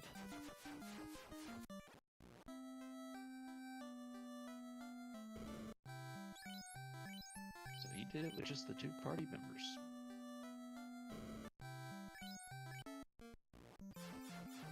And now he will go... Actually, he's still got Marsh Cave as a possibility. Because he didn't go down there. Minochi trying to brack this Kraken.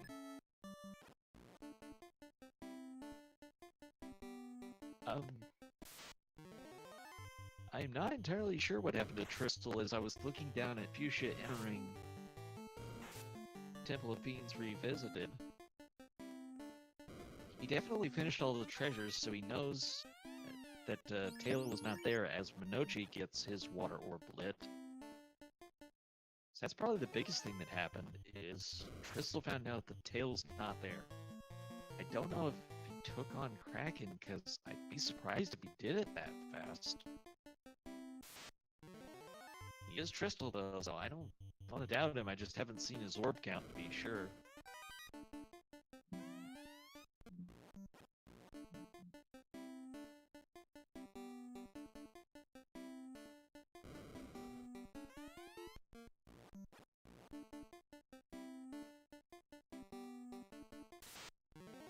But Tristal will soon find this tail. It's on the next floor. I don't know which treasure chest it's in, but it's not going to take you long when you're only checking 2 floors. One thing did happen to Tristal in Sky is something killed his Black Mage, which is not a pleasant experience at all.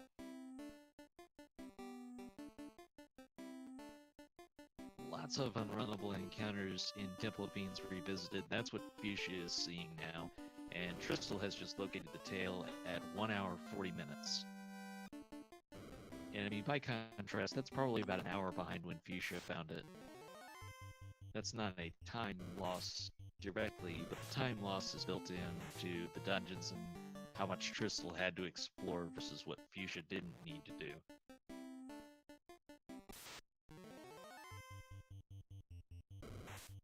Fuchsia entered Temple of Fiends Revisited 3 minutes ago, for comparison to where Tristal currently is. And he does have to still go to see Bahamut and actually make the class change. He may want to go learn spells that have opened up with the class change. He may bypass that, though. But I certainly don't think he'll check another treasure chest. He'll just go for Lich. And for Sho and Minochi, you can't blame them for going to Mirage first. There's more treasure chests there than there is Earth.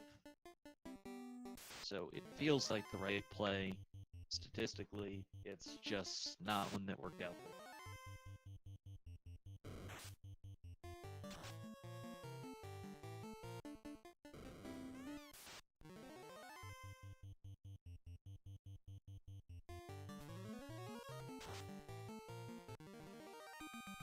Ilsiosis is fighting Carrie right now. Salty Fry is in the Sea Shrine.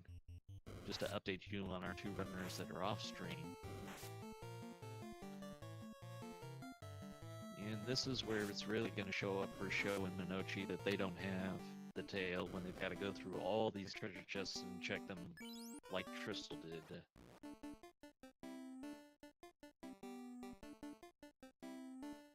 Not an unrunnable encounter for Fuchsia, but that doesn't mean it's going to be easy to get away.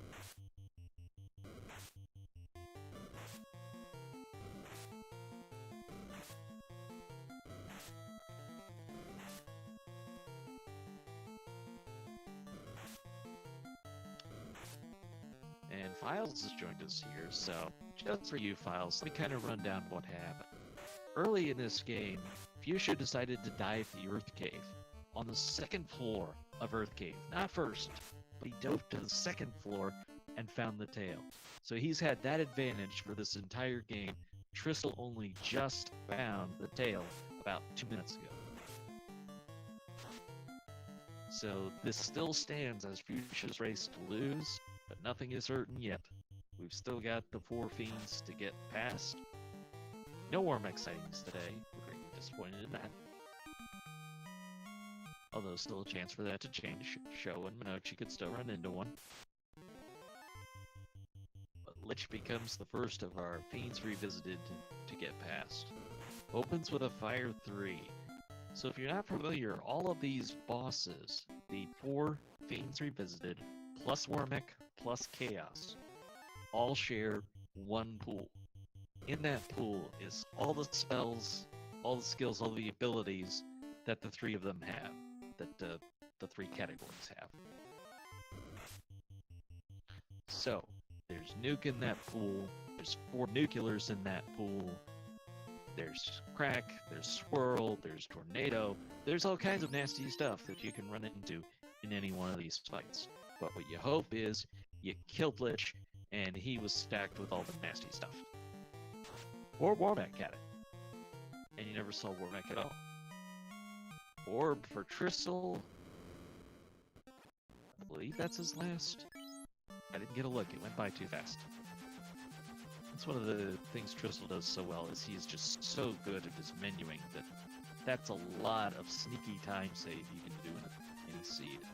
If you're able to menu and save 5 minutes from all your menuing time collectively, that is a really big chunk of time.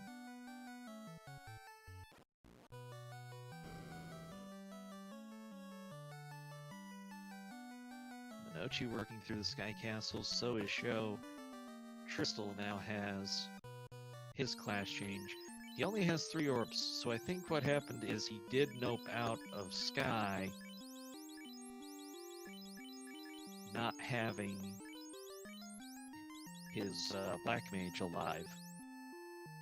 His Black Mage got KO'd. He finished checking all the treasure chests and found out the tail wasn't there. Then he went to Earth Cave, so it looks like he still has to complete Sky Castle. Meanwhile, Fuchsia's about to be on the Kraken 2 fight. One more encounter along the way.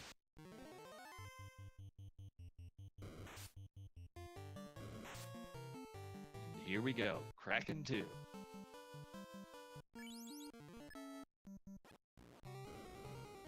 he just cast the fast ninja? I didn't get a good look at that. Kraken's got Quad X. That's an interesting thing to have.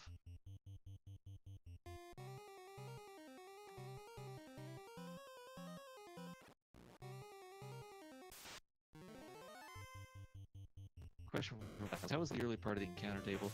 I didn't necessarily get a good look at that. I'm curious to ask Fuchsia, but I think what drove the decision was having early access to Warp. Warp was at level exit was at level 2. So you were going to be able to get out of Earth Cave without walking out. And I'm fascinated to find out from Fuchsia if that was the deciding factor. But we also didn't see anything particularly nasty. About the hardest encounter we saw was the Zombles. Other than Race Hat Blizzard. Here we go with Tiamat 2. All 4 party members alive. And still kicking for Fuchsia. Ooh! That was a hit against the Red Mage. Just barely surviving, and there's no life spells here. So you really don't want to lose that Red Mage. To the point you might even use a heal potion, although I dare say maybe a nuke would have been more in order, because if you kill Tiamat, then Tiamat can't attack you. But who am I to question anybody else? Going for the Quad X strats. Not there. So Tiamat's still above 300 hit points. Probably not anymore. Really resisted the fade there.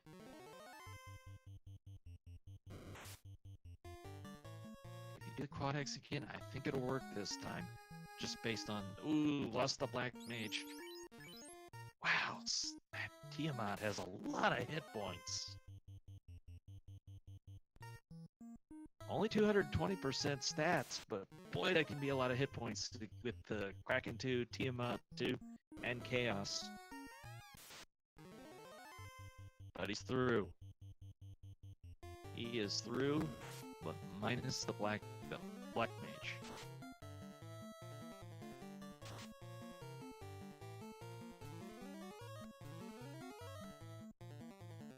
Using the heal potions, you can't take them with you, so you might as well.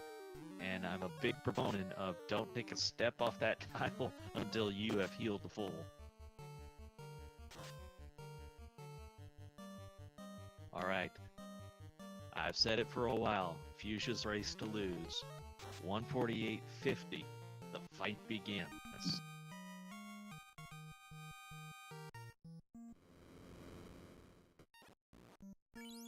Ooh, Chaos with a big melee hit.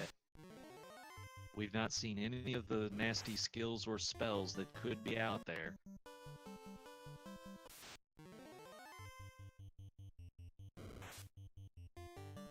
And it just becomes this battle to keep that knight alive and swinging. Zap's unpleasant.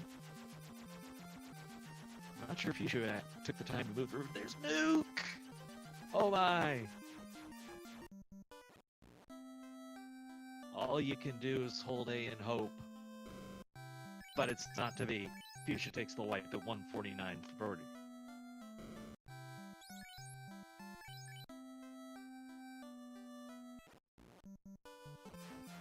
Fuchsia will have to do it all again. But everybody's gonna have to get through the same scenario. Biggest thing, in my opinion, though, is can he survive with the Black Mage alive this time? Question in chat, any access to blah blah blah. The white shirt was never located. The defense sword was with the mermaids.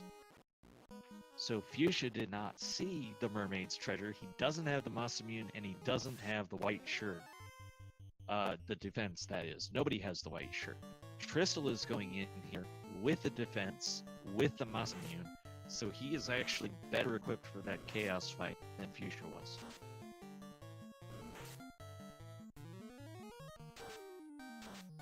On the other hand, not to be overlooked, is Fuchsia's getting 2 tries to get to this chaos, plus he's seen the encounter table and the other fiends. So these are things to his advantage versus Tristel's.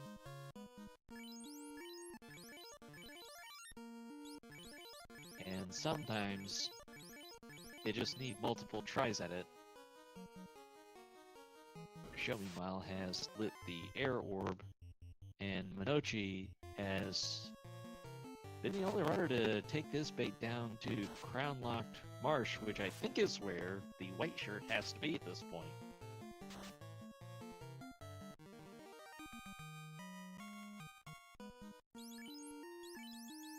Minochi, not Minochi, Files asks if there was an agreement to not use Black Belt.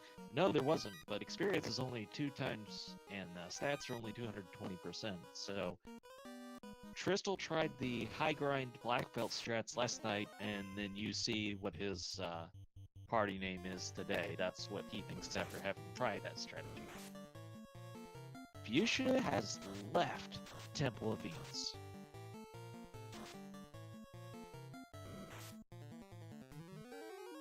And is this just a question of he wants to get levels before he tries again?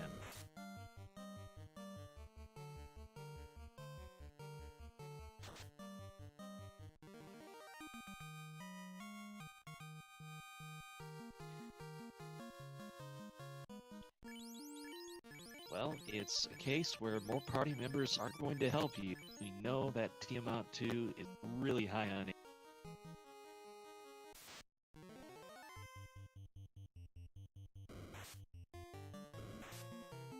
And we know that the Tiamat 2 can hit. We also know Chaos has nuclear. Not nuclear, he has nuke, which is worse. And I do think that that was Chaos's first spell. He also hits very. So you might change up your battle strategies with that information. We'll see if Fuchsia does.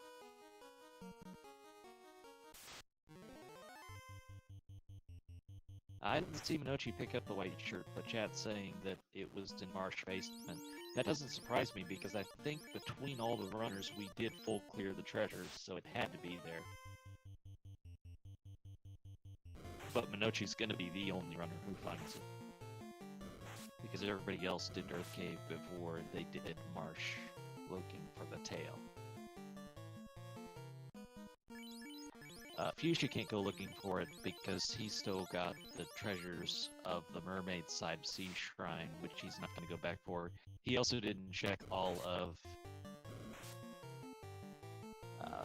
all of the Mirage Tower Sky Castle he didn't need to, who's in go mode. So there's way too many places out there for him to go looking for items right now. And I think if he does anything other than just go for chaos again here, it's look to see if he can't get more levels.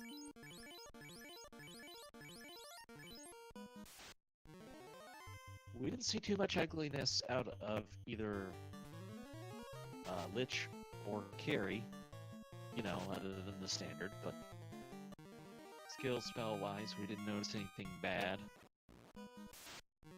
on Fuchsia's first run here. Joe has now found the tail.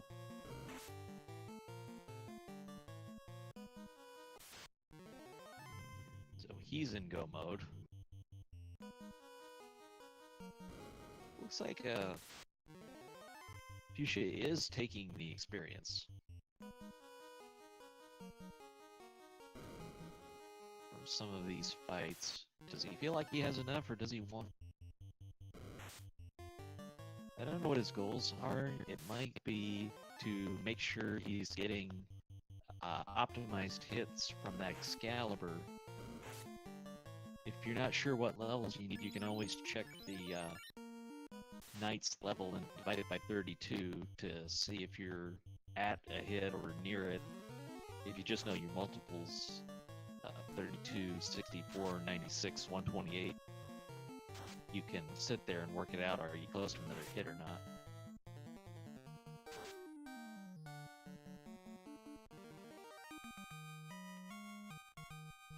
Or you could just target hit point values for your other party members, knowing that Chaos is going to come firing with a nuke. But trying to get a Black Mage to over 300 hit points, that'd be tough. Edge chiming in that it's level 29 for the extra hit with Excalibur. That'd be somewhat of a worthy consideration. Time. You're going to be able to hit this Chaos. It's probably more a factor of you're having to do it with Excalibur, which doesn't have an elemental weakness to exploit against Chaos.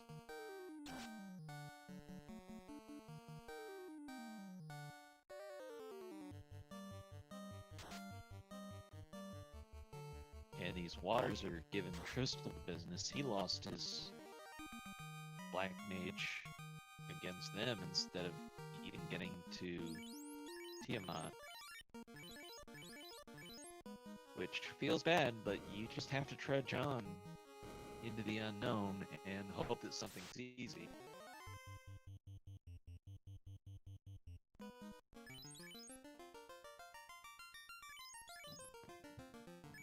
He does do a little, a subtle manipulation here, which I want to briefly mention.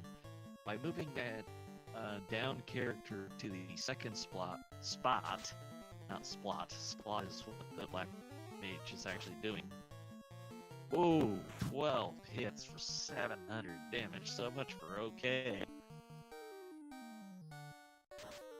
But he made the targeting of that first character far more likely, and he protected that Red Wizard and Knight. I guess you could say this is not okay. There's not much he can do here other than go into this fight against Tiamat, and this, I think, is going to be iffy. He does have Moss Immune and probably Sun Sword on the other Red Wizard. But we know this is a really high hit point Tiamat, and not swinging lightly at all.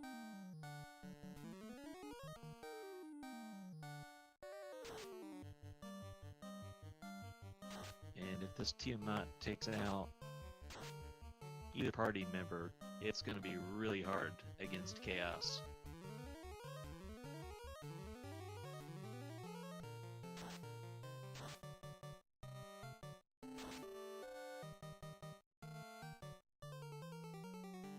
If as a runner you're trying to judge the fact that nobody is done yet, know this seed, you might be thinking that this was a full clear seed for everyone, even though it wasn't for Fuchsia. But it's got to also be in your mind that this Temple of Fiends might just be that tough for one reason or another, which we know is these last couple Fiends. a stunned knight. Can't even get the big damage off right now.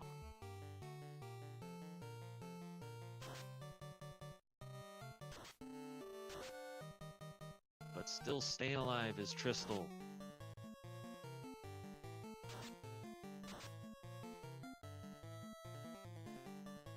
Oh, Zap, that's definitely it. I don't know if he has any spells on the red mage to break out anymore, but with one party member, there is no way he can get through Chaos, even if he gets through Tiamat, so... Time is not on his side on this one.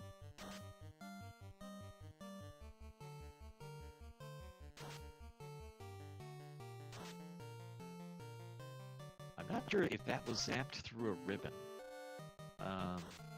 We found all 3 ribbons for everyone. Tristal missed one of them in South Marsh. He may have missed the one in Earth Cave. He might only have the one ribbon.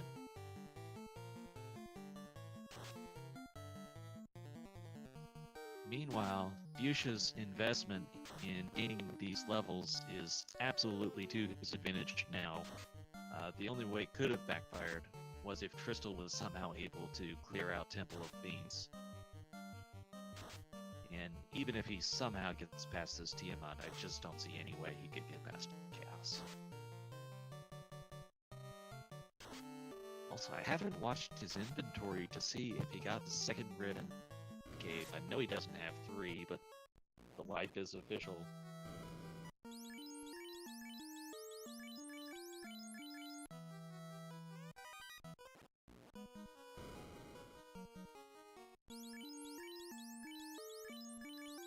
And then it becomes a question of, does Tristal just take a run all the way through, and that's what it looks like.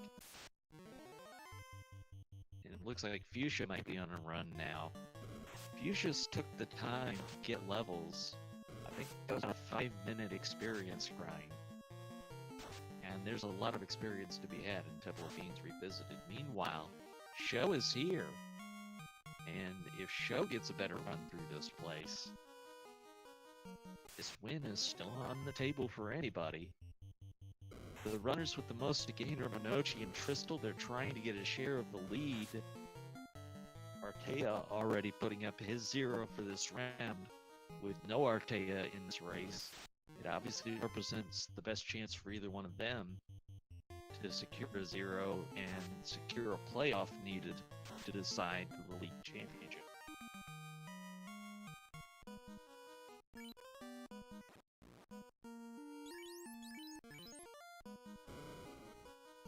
So a big part of Fuchsia being able to make the progress he did and complete everything so much faster was he really had never stopped to get experience.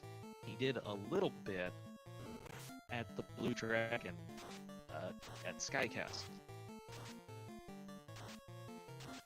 but not much otherwise. So for a typical 220 seed, his levels would have probably been fine. In this particular 220 seed, where you've got Tiamat with the high HP, Chaos rolling at the nuke, maybe levels were a little bit low for this situation, and Fuchsia opted to get the levels, be a little more durable, and take a different chance this way. What to me is particularly significant about that is not only the idea, are you going in with more hit points, but you're also going in with more magic defense. So you kind of double up on your durability every level you gain. You're not only getting the extra hit points, you're getting those magic defense and theoretically making it that much better. I'm not sure I want to own up to this one, but to answer chat's question, I did in fact roll this Ruby required seed, which for those of you who missed it, is probably an important recap point. This was a Ruby required seed. As far as our key items went, Tail, which was required for this round, you had to class change, was located in the Earth Cave. Fuchsia found it early, while other runners found it as basically the last treasure chest that they checked. the ruby was the ice incentive item and required. The slab was the ordeal's incentive item, the bottle was for sale in Elfland, the crown was guarded in the volcano by the red dragon, and the floater was hiding in the Titan's Trove, which made ruby required.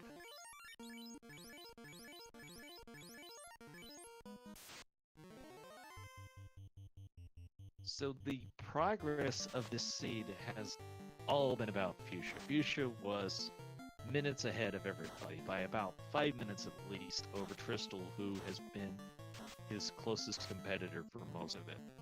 That's been true all the way to this Temple of Fiends. I don't think I wrote down... did not write down the time Tristal got in here. But to put this Temple of Fiends in comparison for you, Fuchsia entered this Temple of Fiends at 1 hour 37 minutes. He took his wiped chaos at 1 hour 49 minutes. So this is about 20 minutes later at this point.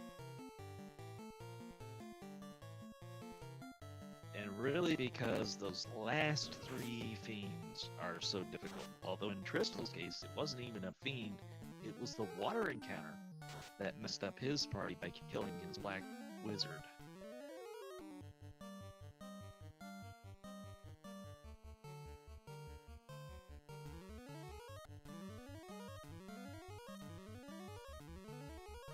I am curious now what happened then, because maybe he had lost that black wizard in another fight and I didn't see it, but I didn't see anything out of that wizard's, out of the waters that would have explained Crystal losing a party member. OK, on the other hand, is just really low level, and so not surviving is understandable. But that's a huge loss, because you take that hit away that he was probably counting on for either Kraken or for Tiamat.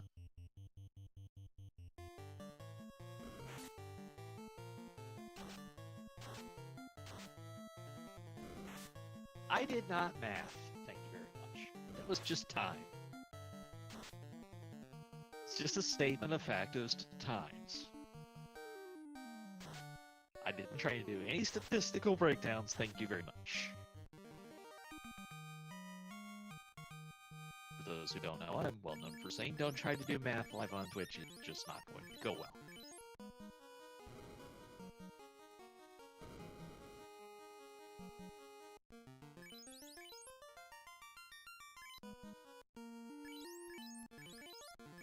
I'm thinking of making that an icon on my Twitch channel, math with a no icon over it. I might do that.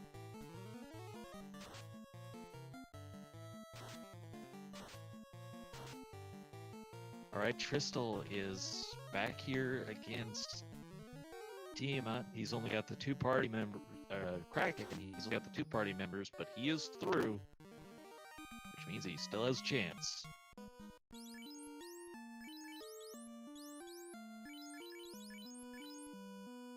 And I keep forgetting to look at Tristal's inventory, but if anybody saw that, tell me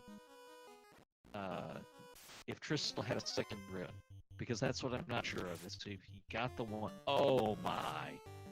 I don't know if Tristal got the second ribbon out of Earth Cave, but what he didn't get was to Chaos with his red wizard alive.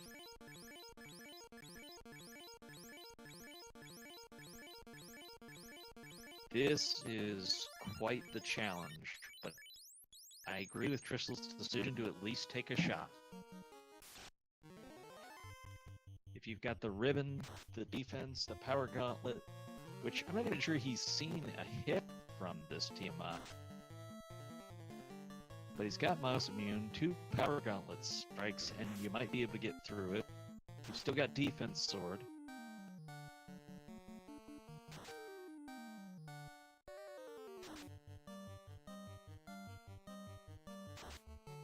But remember, this Tiamat has a lot of hit points. I think we saw over 2,000 earlier.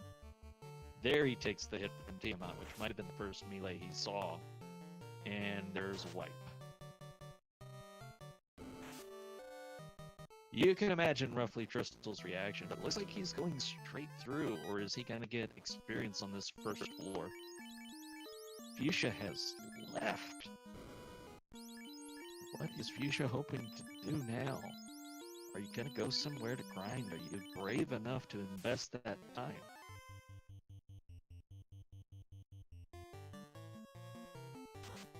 Yeah, we did not get an exact count on that hit points when Fuchsia did it, but it's one of those things, by the time you notice that it's high HP, you probably haven't kept count. Oh, Carrie has damage poison. If Sho doesn't get that down fast, that could be a big deal.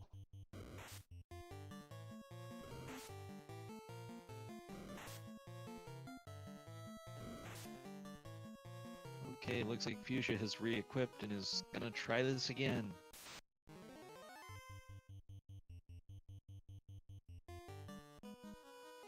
You know, I wouldn't fault anybody who has spent over a half hour at Temple of Fiends Revisited for deciding they want to go somewhere and get a different tool.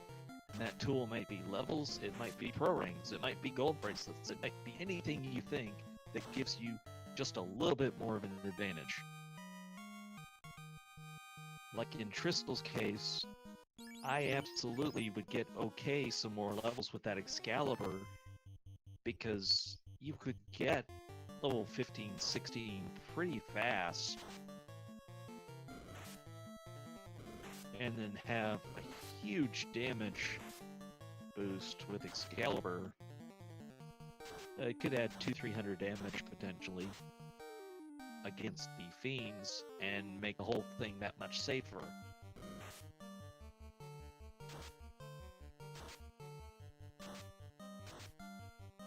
Nobody really took the time to do a lot of level grinding Seed. There's been just little bits, and that classic trying to do just enough to get to the finish line.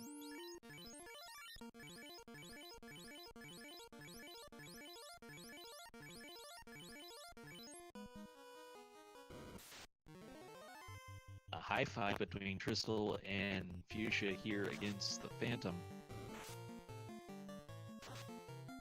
Fuchsia's biggest advantages now are, one, he's got a full party. He's got a full leveled party.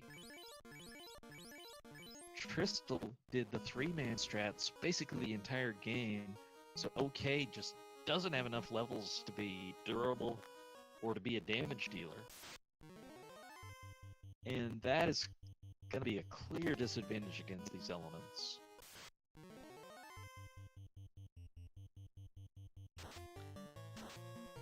But that said, nobody's gotten there yet. Sho the furthest along right now. What a turnaround that could potentially be if Sho pulled this off.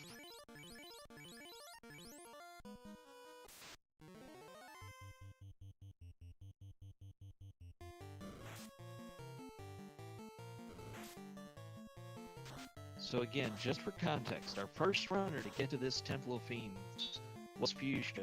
That was at 1 hour 37 minutes. So look at the timer, do your own math. Tristal has decided this Temple of Fiends is something he needs to get out of. Well, there's no way to do it without the Black Mage, so we fully understand that. But will he go somewhere to get experience before going back? Will he go to the first floor and get experience? These are the questions of the day.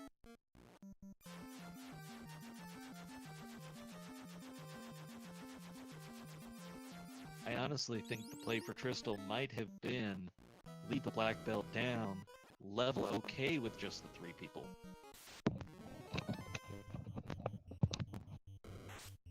Okay, well I can't do a whole lot about my mic volume. Edge is doing our restreaming. Edge, if you maybe bump me up a little on the Discord, they're saying I'm a little soft. So here we go. Fuchsia continues the descent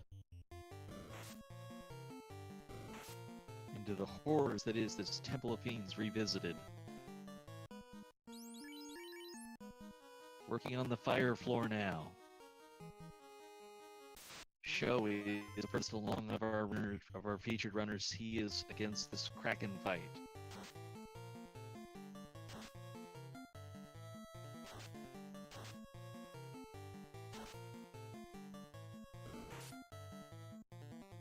Peachy's against Carrie now. Here comes the battle.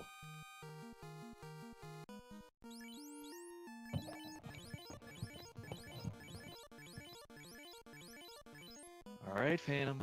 Here comes Tristle again.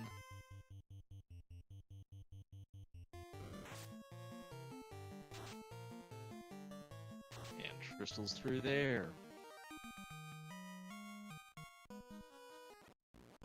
Fuchsia making good time on this dive. By now you ought to have a pretty good sense of the encounter table in this Temple of Fiends. And maybe change up your luck.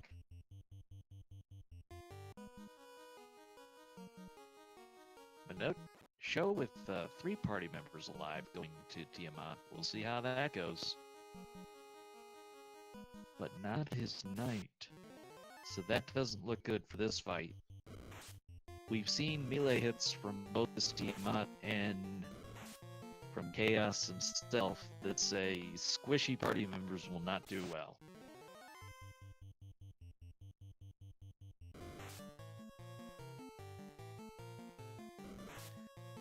But will Fuchsia be able to get through this time? And he puts the thief in the front, which you pretty well have to do. We've seen the hits out of this Kraken that you can't have the knight take. Trying to do this with only 3 party members feels bad. Trying to do it without the knight would feel worse.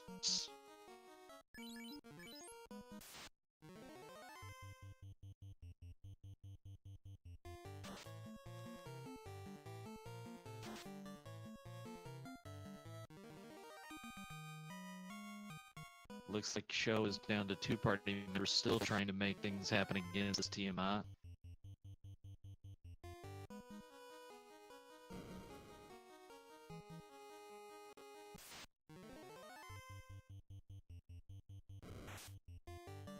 Not surprisingly, Tiamat would do a lot of damage as he doesn't have the tank at the front of the party.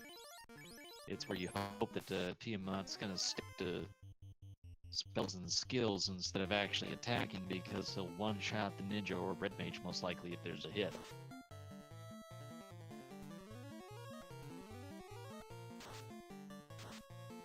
After almost 40 minutes of being here, this is still Fuchsia's race to lose. Show is through to Chaos, so there's a chance. I'm telling you, there's a chance. But with only 2 party members, and how tough we've seen this Chaos be, that's not too likely. To respond to chat,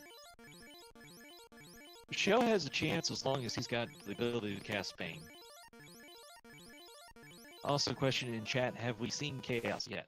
Yes, he has Nuke and he hits like a tank.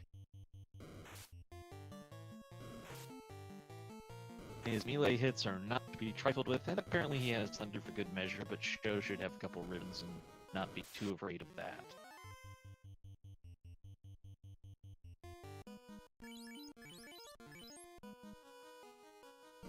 The other big thing that's hurting Tristle is the lack of ribbons because of his dive to the Marsh Cave all the way back at the beginning of the game.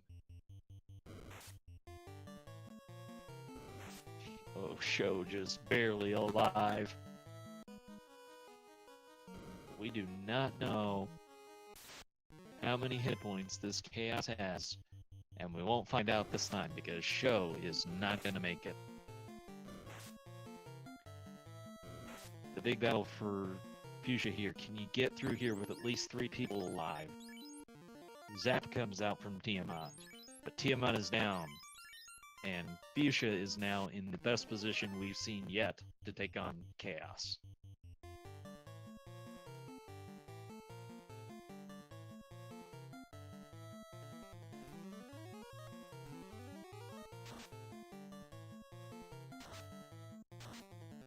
Boy, you see it from that crack there from Kraken.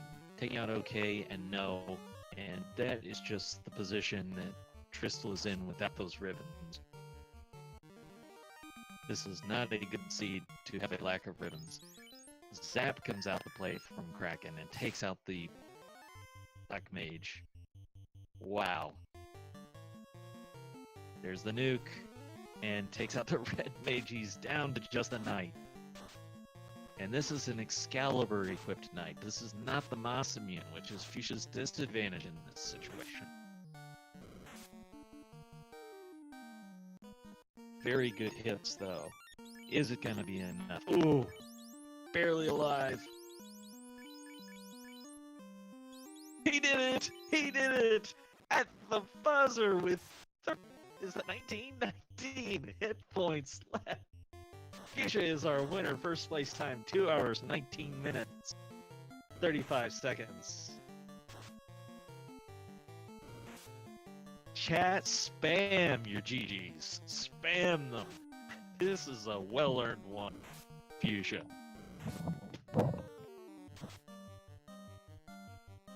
Oh my, what a Temple of Fiends that was. What a battle. I think Fuchsia's gonna need time to recover from that one.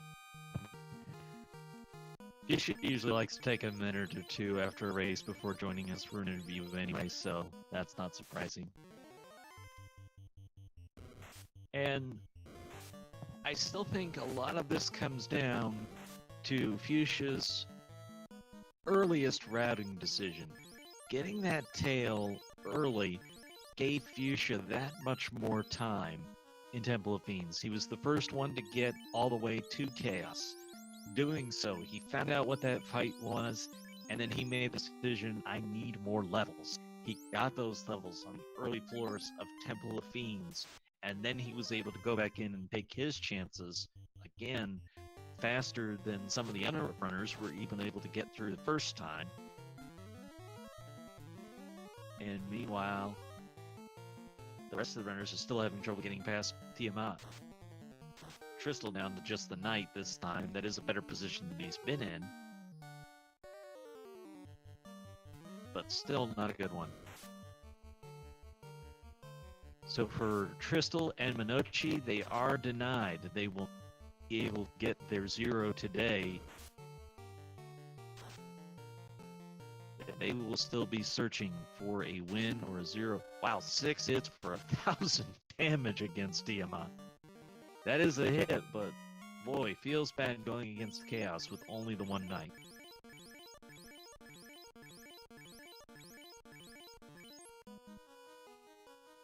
So here we go. We know this Chaos hits hard, and we know he has nuke as well. So it seems like the strategy is going to be stack up the defense 2 or 3 times. Hope the nuke doesn't come out.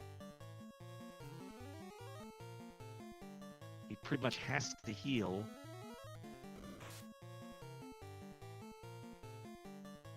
Okay, he's got the evade high enough. There's Thunder. Boy, that's low HP if you know that Chaos has nuke. I don't know if Tristal does, though. Only 200 damage.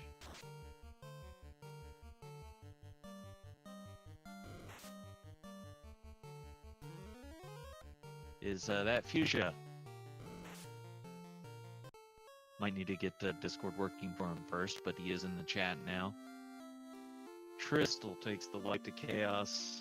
That can't feel good at all. Are we on? We're on. There you are. GG to you. Hold A to win. What was that, 19 hit points at the end? Yep. Okay, one question I'd be totally remiss if I did not ask you this. What warranted the decision to go to the second floor of Earth Cave? Oh, just another gamble. Pure gamble? It wasn't driven by like having exit or anything? What? You had exit, did that factor in? Oh yeah, exit did factor in, of course. Exit and warp. Yeah, it looks like Tristal is not going to finish this one out. That Temple of Fiends. Kraken had Kraken, Tiamat, and Chaos all were hitting pretty hard, but I think the biggest thing that stood out to me was the hit points on Tiamat. Yeah, he had quite a bit of hit points.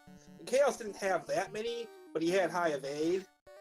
So I was just praying that my red mage would survive nuke, but she didn't, and I won anyway. Second time I got to chaos.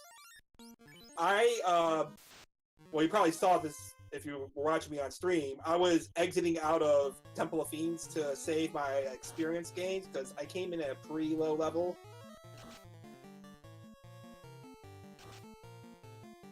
Yeah, and definitely made a difference. Mm-hmm. Yeah, 19 hit points. Yeah, I'm not sure if that'll take the edge off for Tristler or not when he finds out how close that fight was for you, but there's not a lot you can do when you have the nukes, and routing played such a factor. Did you have all 3 ribbons, or did you only find 2 of them? Only found 2. Okay, just to recap that for you, you got the one at Earth, one was in Ice, and the other was in South Marsh. Oh, South Marsh? Yeah, I skipped that. Probably shouldn't have, but, you know, I just said, you know, I usually skip Marsh once I get to TNT.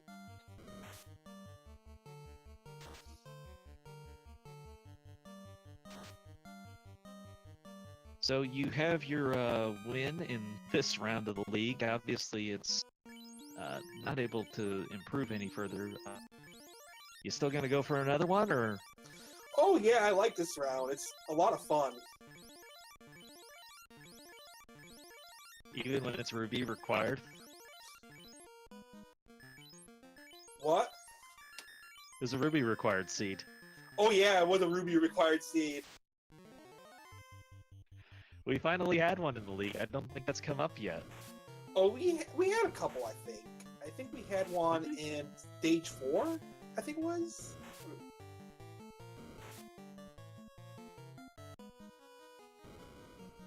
Might have been stage 3 or 4, I don't know. But I know we had at least one.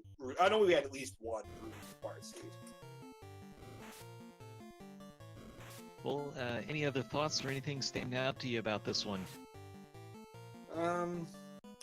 Not a whole lot. I mean, Black Magic was pretty crappy at the early tiers. It's a good thing I brought Black Mage.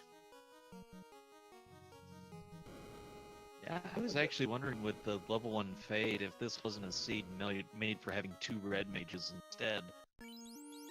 Fade's not that good at the late game. It would be really nice in the early game, but I was able to defeat Carry 1, so that's usually the bottleneck where you really want to have a lot of Fades or a lot of nukes. And then Quad X was available, so... I was a little curious that you were still checking chests in Sky Castle. I thought you would just total go mode that, but I guess from your perspective, White Shirt and Masamune were still on the table. White Shirt defense sword and Masa and the remaining ribbon. Okay, yeah, I forgot about them.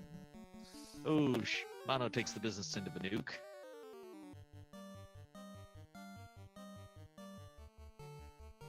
And looks like just enough. A great crit, and Minochi is done in second place with a time of 2 hours, 27 minutes, and 54 seconds. That is a lot of time made up. He not only went to Earth Cave last, he even went to Marsh Cave, which is where he found the White Shirt. White Shirt was at bottom of Marsh too? Or Keylocked.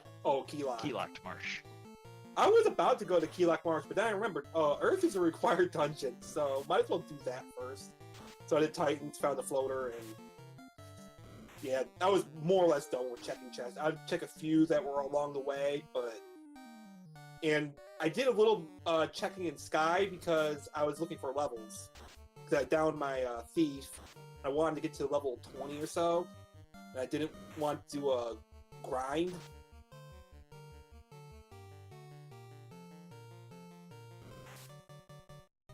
Yeah, Sky Castle was pretty friendly to you, though. I think you had 3 eye encounters in a row. Yeah.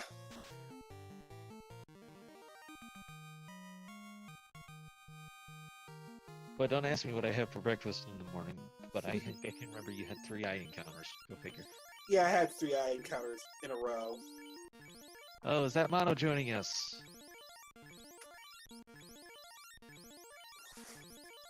Sometimes Discord takes a minute to kick in. Hey guys. How many trips through Topher did that take? 2. Was 2 complete runs for Fuchsia too. Did you stop and leveled up, or are you good just on the second run? I'm good just on the second run. I just need the thief to stay alive for after Jerry. Well, I don't think it would surprise you to learn that you were the only one who found the white shroom. Oh, I last checked details. I have to try something. I got wiped in what is it? Sea Shrine before Kraken, and then I got wiped up in Sky Tower.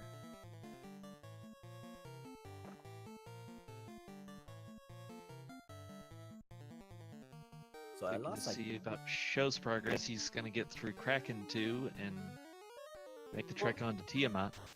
Oh, I have a question. Did anyone find Life 2? Life 2? Yeah. Level 7 on Gaia. Oh, level 7 Gaia, so you needed a white wizard? Yes.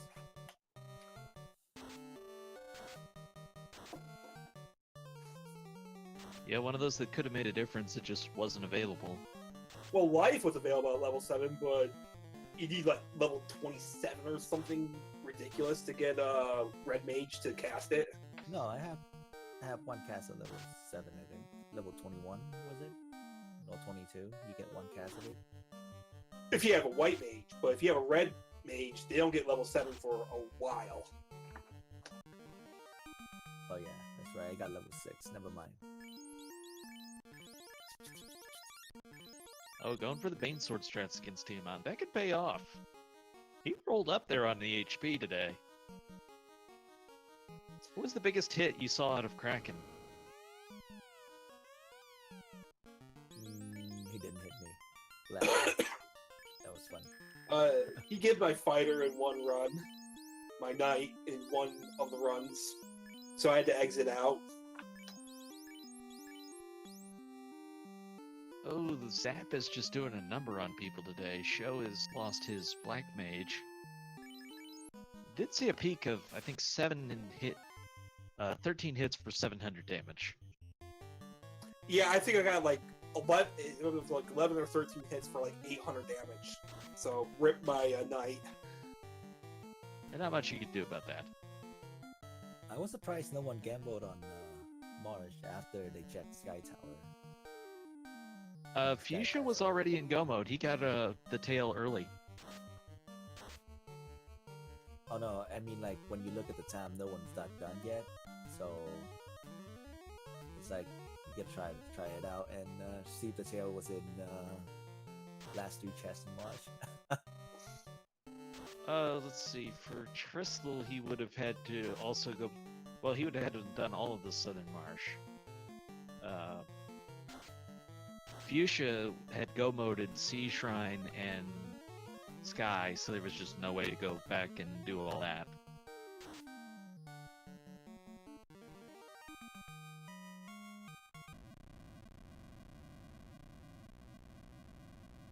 I guess the only other question would have been on Show's part. But he does have defense sword and moss immune because the mermaids were holding onto those things. What wiped them so long? I mean, like, what took them so long to finish if Fuchsia got the tails so early? Well, it took me so long to finish? Yeah. Topher. How many dives did you go into? Well, I had 3 that went pretty deep, and then there were a lot of times I just took a fight. I got like 2 gas keys in a row, and I just said, okay, I'm gonna just warp out, keep the experience, and you know I needed it because I ended at Chaos. I ended at 19 HP on my knight. That was the only one left alive. Real quick, off stream, Salty Fry has finished in 3rd place with 232.50. Actually, I say off stream. I don't know if the Edge was switching that out, but anyways, Salty in 3rd place. Yeah, so Kraken was non-trivial. He was a very hard hitter. Tiamat had all kinds of HP. I don't know if we have a number on that, but it seemed like it was over 2,000. And then Chaos' first spell was Nuke. Rip. Yeah, if you didn't have the levels on that, it just wasn't going to go well. Oh, I got really lucky then. I finished at level 22. Did you see Nuke out of Chaos? Yeah, I did. Okay. I don't remember if you had 3 eyes, but did you have Nuke added? Well, both times I fought Chaos and got nuked, you got pretty high rolls.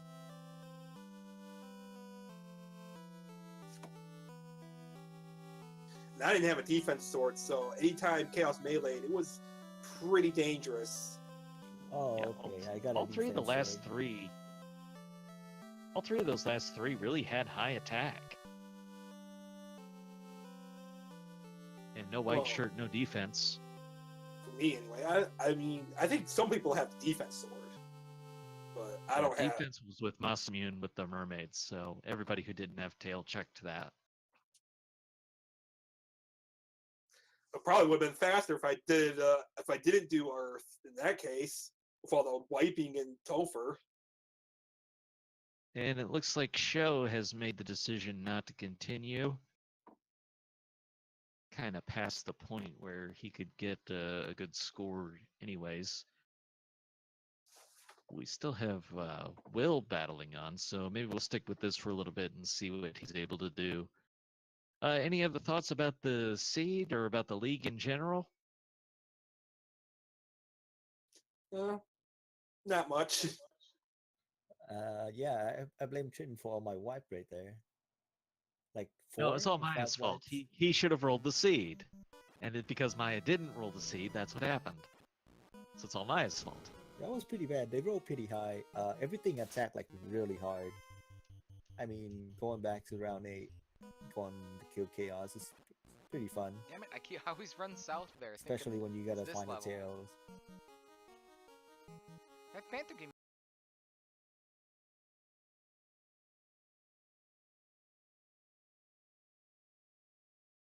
So it looks like Will is about to go to Phantom again. I'm not sure what his levels are right. That went by too fast for me. I don't see defense sword in his inventory though. No defense sword? Does he have? I don't think no one checked for that white shirt then. Probably not. Yes, it looks like a couple of his party members are low and he's maybe trying multiple dives here. He, I do believe, found tail before most runners did, so would make sense that he didn't find the Masamune if he already had the tail and was in go mode.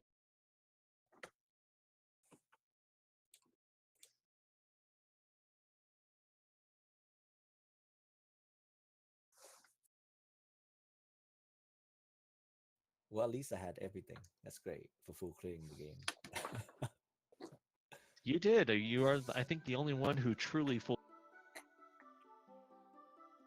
And it paid off with the second place. So you still have to chase Artea for that 0. Yeah. As long as the one of the incentive chests have a tail, I think I'm pretty set on this plan.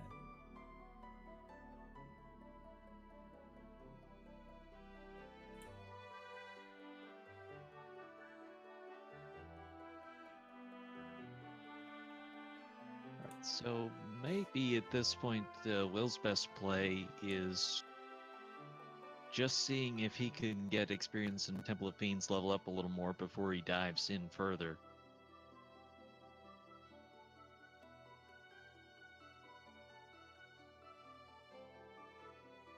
But it looks like he is on a run, and we'll see if it pays off.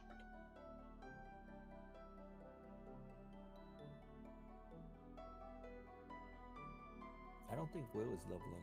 He's using all the potions.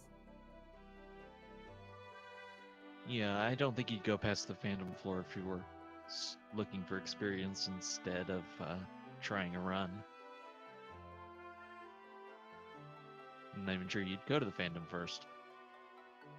But I speculate about everything, because what else am I going to do? It's been a long time here, all by myself. But yes, thanks for Edge for sticking this out and doing the restreaming as well. Yeah, thanks, Edge. And folks, if you haven't hit up Randomania with follows, why not? You could be missing out on epic events like this, including Dragon Warrior Randomizer has a semifinal of their tournament tonight. Who knows what kind of chaos they'll have in that one?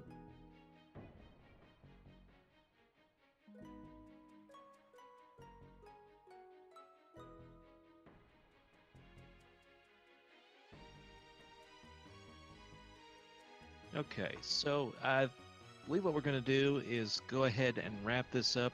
We're going to show the love to Will here as he is trying to finish this one out, and we'll wish him luck. And folks, hope you'll spam his chat with some good lucks on the rest of his run. He's put up a great effort so far, and he's still trying, so we'll show the love there and host him up.